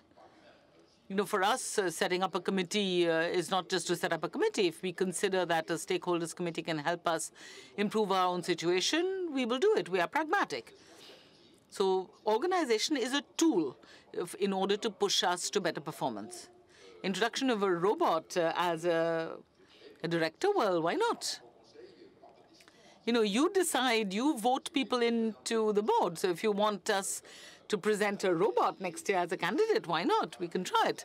But we'll take a survey before that to ensure that we don't get completely laughed out of the room. So if you say that there's one in Hong Kong, why not? I can discuss that with the CEO of the company. I can ask him what he or she thinks was the contribution of the robot within the framework of the board of directors. So I'm being told that we have to stop now. I know that there are many other questions. I will meet you at the cocktail. What I suggest is that we can continue to hold our discussions during the cocktail. And if you have any other questions, of course, you can send them in a written form, and we will take them. I would like us, however, now to go on to the voting of the resolutions, and it is Mr. De Vosges who has the floor. Je ne savais pas qu'il y avait un robot. Merci, Monsieur le Président. Thank you, Mr. Chairman. I can see that the shareholders possess 57.9% of the shares that have the right to vote. So I can confirm that the quorum for the AGM to be able to vote on ordinary and extraordinary resolutions has been achieved. So I invite you now to follow the presentation of the way to vote. Ladies and gentlemen, the electronic device that was given to you for voting is strictly personal. The number of votes that you represent is already loaded in the device and is shown on the screen. You only have to use the keys that are green, yellow, and red. You use the green key to vote in favor, the yellow key to abstain, and the red key to vote against. After each resolution is read out, we will vote immediately, and you will hear the vote is open. At that point, you will see a rectangle on the screen that will show you how many seconds you still have left to press the button. Once the countdown is done, you will hear the words, "The vote is closed," and you will no longer be able to vote. And the results will be displayed on the screen a few seconds after the close of the vote. Please don't forget to put off your mobile phones during the vote and to give your devices back when you leave the room. Nous allons maintenant passer au vote. Je vous rappelle que je ne lirai que l'exposé des motifs de chacune des résolutions. So let me remind you that I'm just going to read the motives of each of the resolutions. Now, as an ordinary resolution, the first resolution's aim is to approve the annual accounts for 2017, which show us a profit of 937,423,027 euros and 49 cents. The vote is open.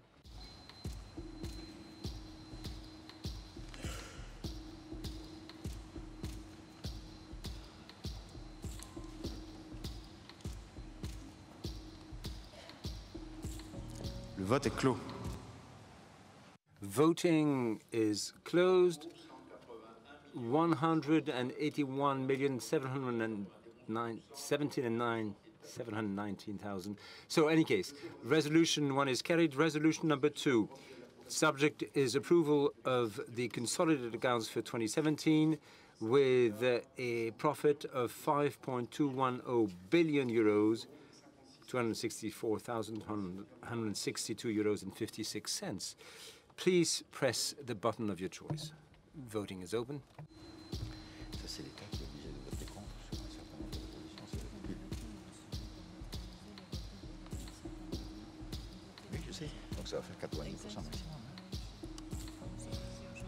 Le vote est clos. Voting is closed. And in favor, we have 91.37%. And so resolution number 2 is carried. Resolution number 3. The subject is allocation of the profits of the year 2017. We have a payout of 3.55 euros per share to be paid out starting on 25 June 2018. Please press the button of your choice.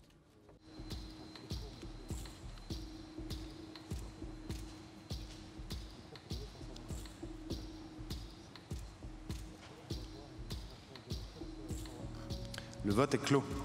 Voting is closed, and we have 99.4% in favor. Resolution number 3 is carried. Number 4 is just to take note of the report of auditors on those items that determine payout on redeemable shares. Please vote now.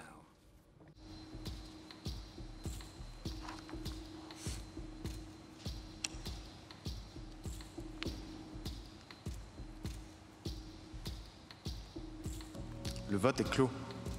Voting is closed, and we have 91.48% in favor. Resolution number 4 is carried, and we have resolution number 5 to approve the report of the auditors on related party agreements under Article L225.38 and following of the French Code of Commerce. Please vote now.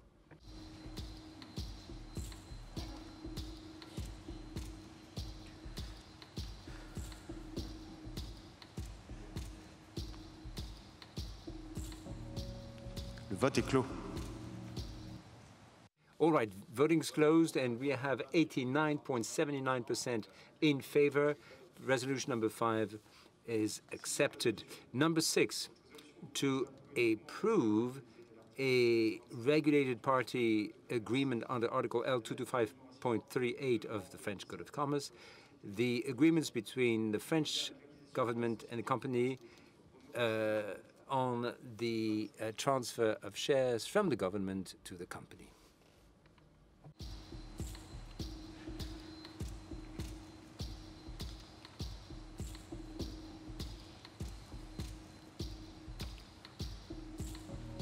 Le vote est clos. Vote pour. In favor, we have 98.55%, and so resolution number 6 is accepted. Number 7, this is the renewal of Mr. Ghosn's term as director for a period of 4 years. Please vote now.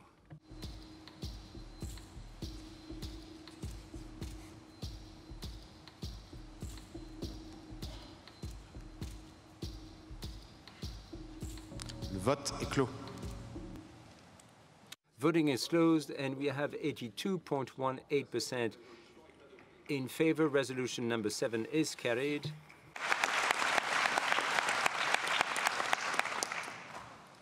Huitième résolution. Resolution number 8.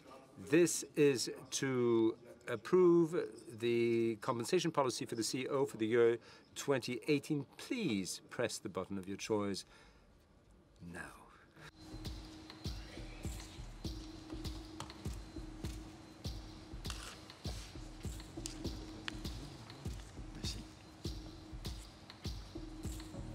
Le vote est clos. Voting's closed, and in favor we have 89%.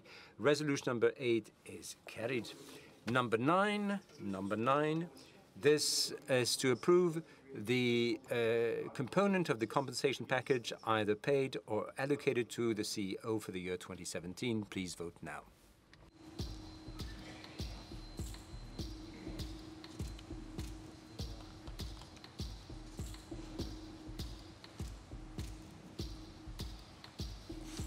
Le vote est clos. Voting's closed. In favor, we have 56.5%. Resolution number 9 is carried. Dixième résolution. Cette résolution. Number 10. This is to renew the related party agreement between the company and Mr. Carlos Ghosn. Please vote now.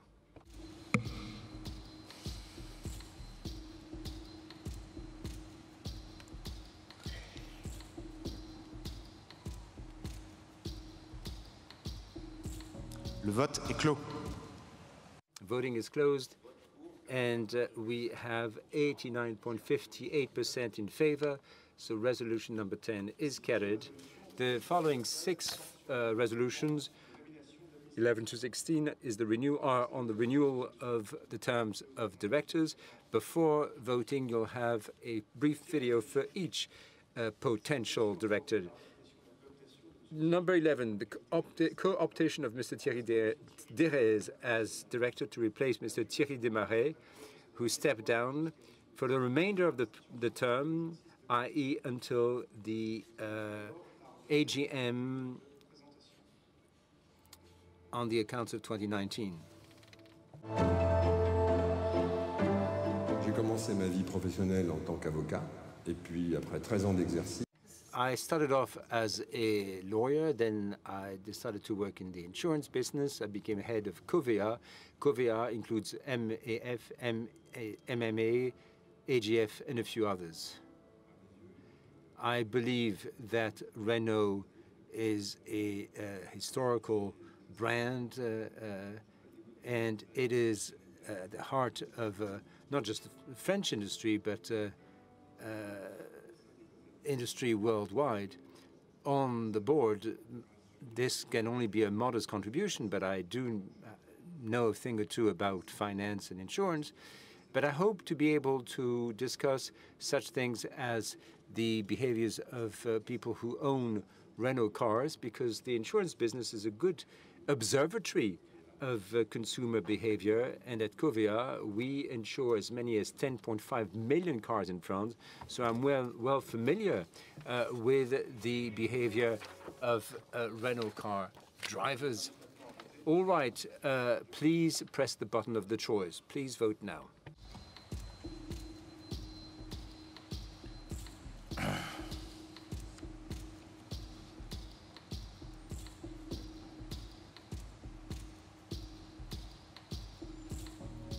Le vote est clos. Voting is closed. In favor, we have 90.33%. Resolution number 11 is carried. Number 12. This is the appointment of a new director, Mr. Pierre Fleuriot, for a period of 4 years. Please watch the presentation video.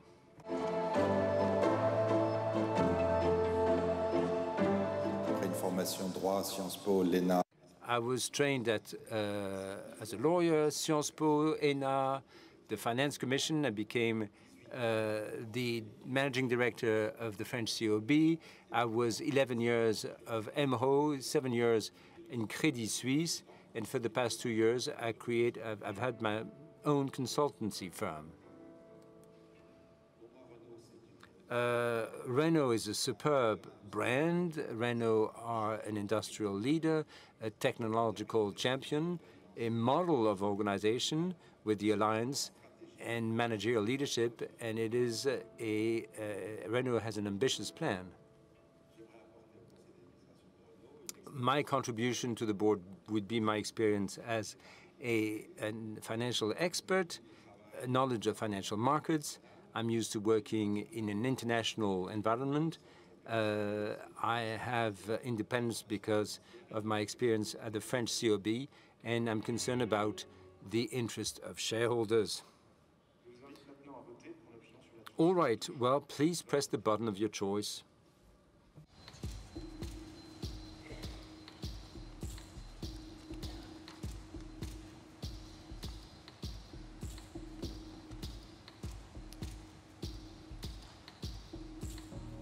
Le vote est clos. Voting is closed. In favor, we have 91.09%. Resolution number 12 is carried. Number 13. This is the renewal of Mr. Patrick Tomasz' term as a director for a period of 4 years. Please watch his video first.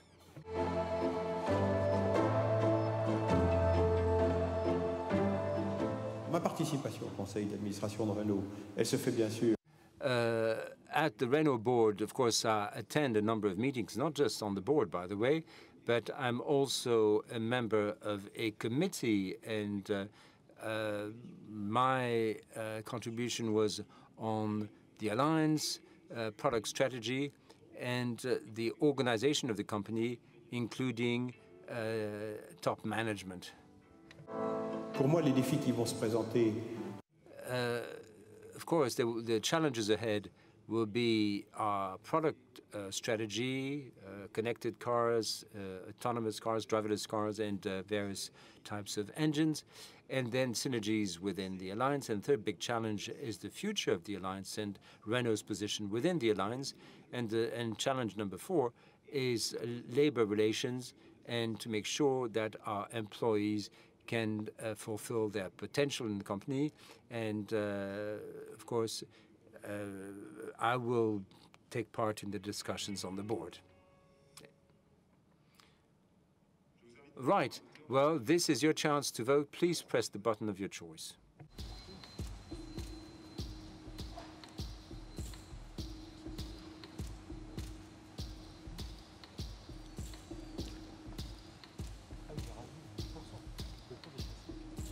Le vote est clos. Vote pour 89,0. Vote in favor, 89.07%, so the resolution is carried. 14th resolution. This resolution is for the renewal of the term of Mrs. Pascale Souris as a director for 4 years. Please watch the video.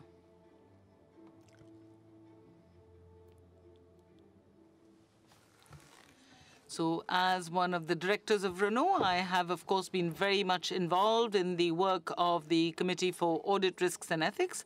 We worked especially on the studying of the accounts, the management of risks, and the experience that I have acquired has made it possible for me to understand the problematics of the group very thoroughly and to take a good part in the works of the different committees. To guarantee operational performance within the group, I would say we have 3 challenges that are more strategic. Firstly, continuing our development internationally by going to the markets that have the biggest potential for growth. Secondly, innovation at a point when new technologies are developing very quickly and moving towards connected, autonomous and electric cars. And thirdly, continuing to reinforce the alliance of Renault, Nissan, Mitsubishi, which is one of the huge advantages for the future of Renault. So with the industrial expertise that I have acquired with high technology groups that are very active in the digital economy, I'm going to be involved very, very clearly to accompany the development of the group. Please vote. The vote is open.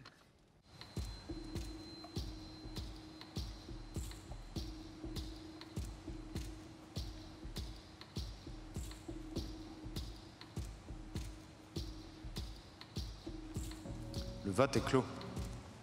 The vote is closed. Vote in favor, 88.24%. And so the 14th resolution is carried. 15th resolution. This is aimed at the renewal of the term of Mrs. Catherine Barba for directorship for 4 years. Please watch the video.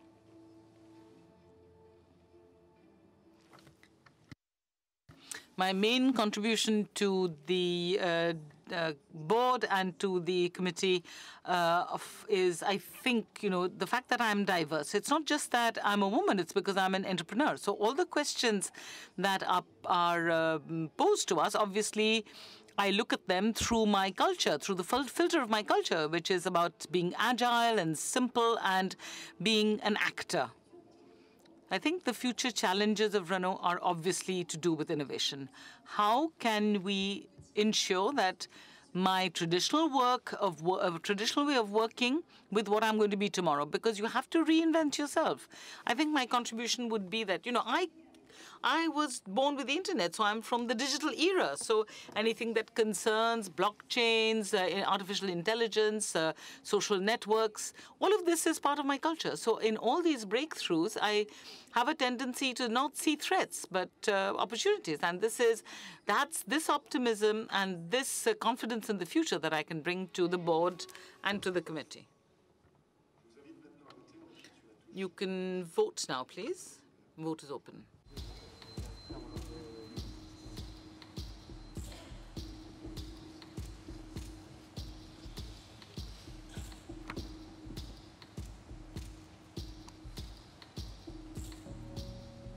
Le vote est clos. Voting is closed. Vote in favor, 90.91%. So the 15th resolution is adopted. The 16th resolution, this resolution concerns the renewal of the term of Mr. Yasuhiro Yamoshi as a director appointed by Nissan. Please watch the video.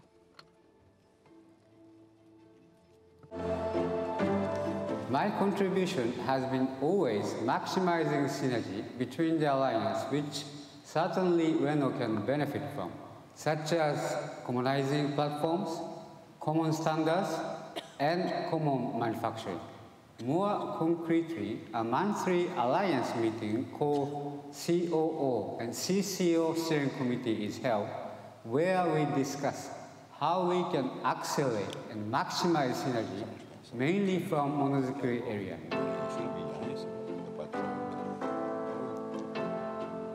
For me, the biggest challenge we have commonly between Renault and Nissan is how we can lead the competition in those new areas, being electrification, autonomous, and connectivity. I strongly believe if we join forces, especially in engineering and new mobility service area, we can be in a very competitive position. Je vous invite maintenant à voter en appuyant. Please vote. Voting is open.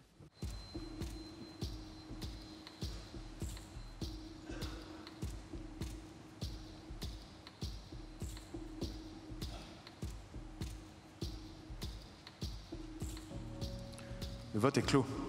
Allez, voting's closed, and let us move on. Oh, sorry, 83.19% in favor, so resolution number 16 is carried. We now arrive at resolution number 17, and that is the amount, the total budget for attendance fees, directors' attendance fees, 1.5 million euros. Please vote now.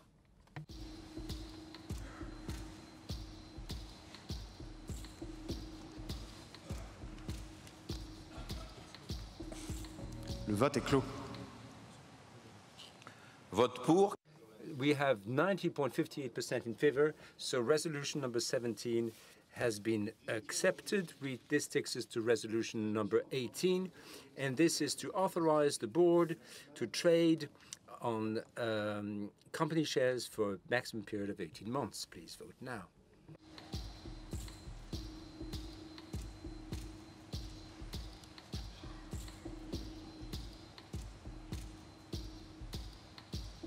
Le vote est clos. Voting is closed, and we have 90.99% in favor, and resolution number 18 is carried. Extraordinary part of the AGM 19 resolution to allow the board to reduce the company stock by cancelling treasury shares.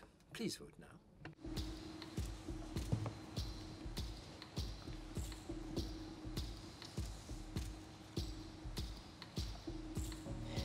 Le vote est clos.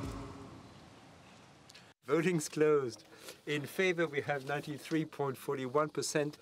Resolution number 19 is carried. Number 20 now, to allow the board to issue ordinary shares or securities giving access to the company, to the capital, with subscription, preferential subscription rights for shareholders. Please vote now.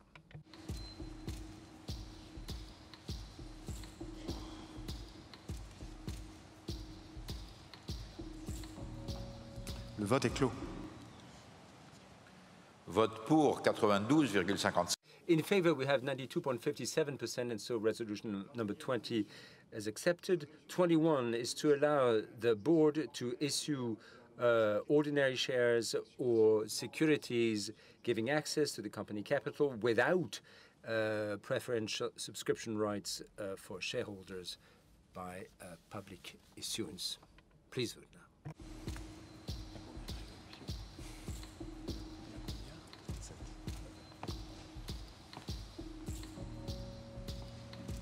Vote est clos. Vote pour 91,60. We have 91.79% in favor. And so resolution number 20 is carried. But now we have resolution number 21, and that's to allow the board to issue ordinary shares or securities giving access to the company capital without preferential subscription rights for shareholders through private issuance.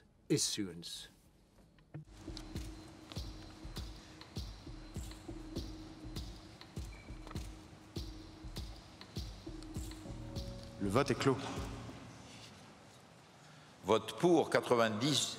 Okay, well, in favor, we still have 90.88%, and so resolution 22 is carried. Resolution number 23.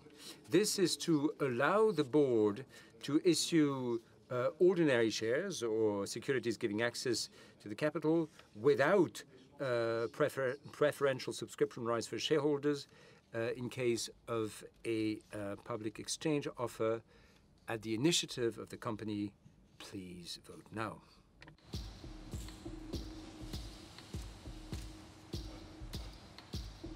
Le vote est clos. Vote pour 92,60. Well, we have 92.68% in favor, and so that resolution is adopted as well.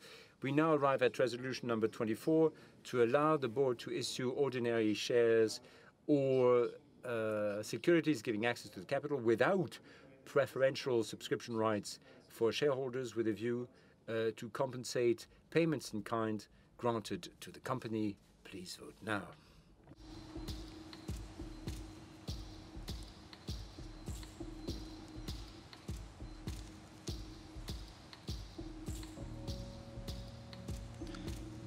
Le vote est clos. Well, now voting is closed, and 92.8% in favor, so resolution 24 is carried. We arrived at resolution number 25, which is to allow the board to increase the company capital by incorporating reserves, profits of bonuses.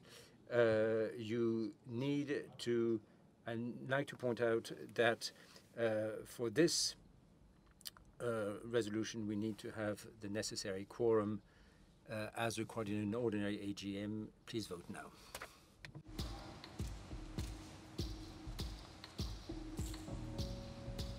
Le vote est clos. Vote pour 91. We have 91.41% in favor, and so resolution number 25 is carried. Number 26 is to allow the board to increase the capital and issue only reserves for employees of the company or related companies without preferential subscription rights for shareholders, for existing shareholders. Please vote now.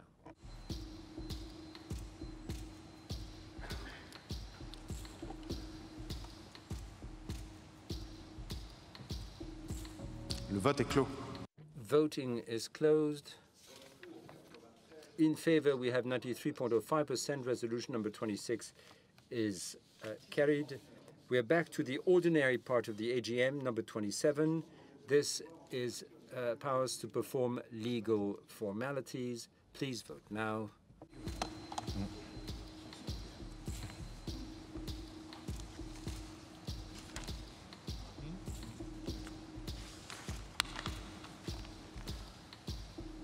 Le vote est clos. Voting is closed. All right, we have 91.49% in favor. Resolution 27 is adopted. So all the resolutions on the agenda were voted on. I will give the vote to our CEO to conclude this annual general meeting. Ladies and gentlemen, this completes our AGM. I hope we were able to meet your expectations. Refreshments are waiting for you outside. This will be your opportunity to exchange with members of the Renault staff and in particular members of the executive committee. Thank you for your presence. Thank you for your trust in our company. Thank you.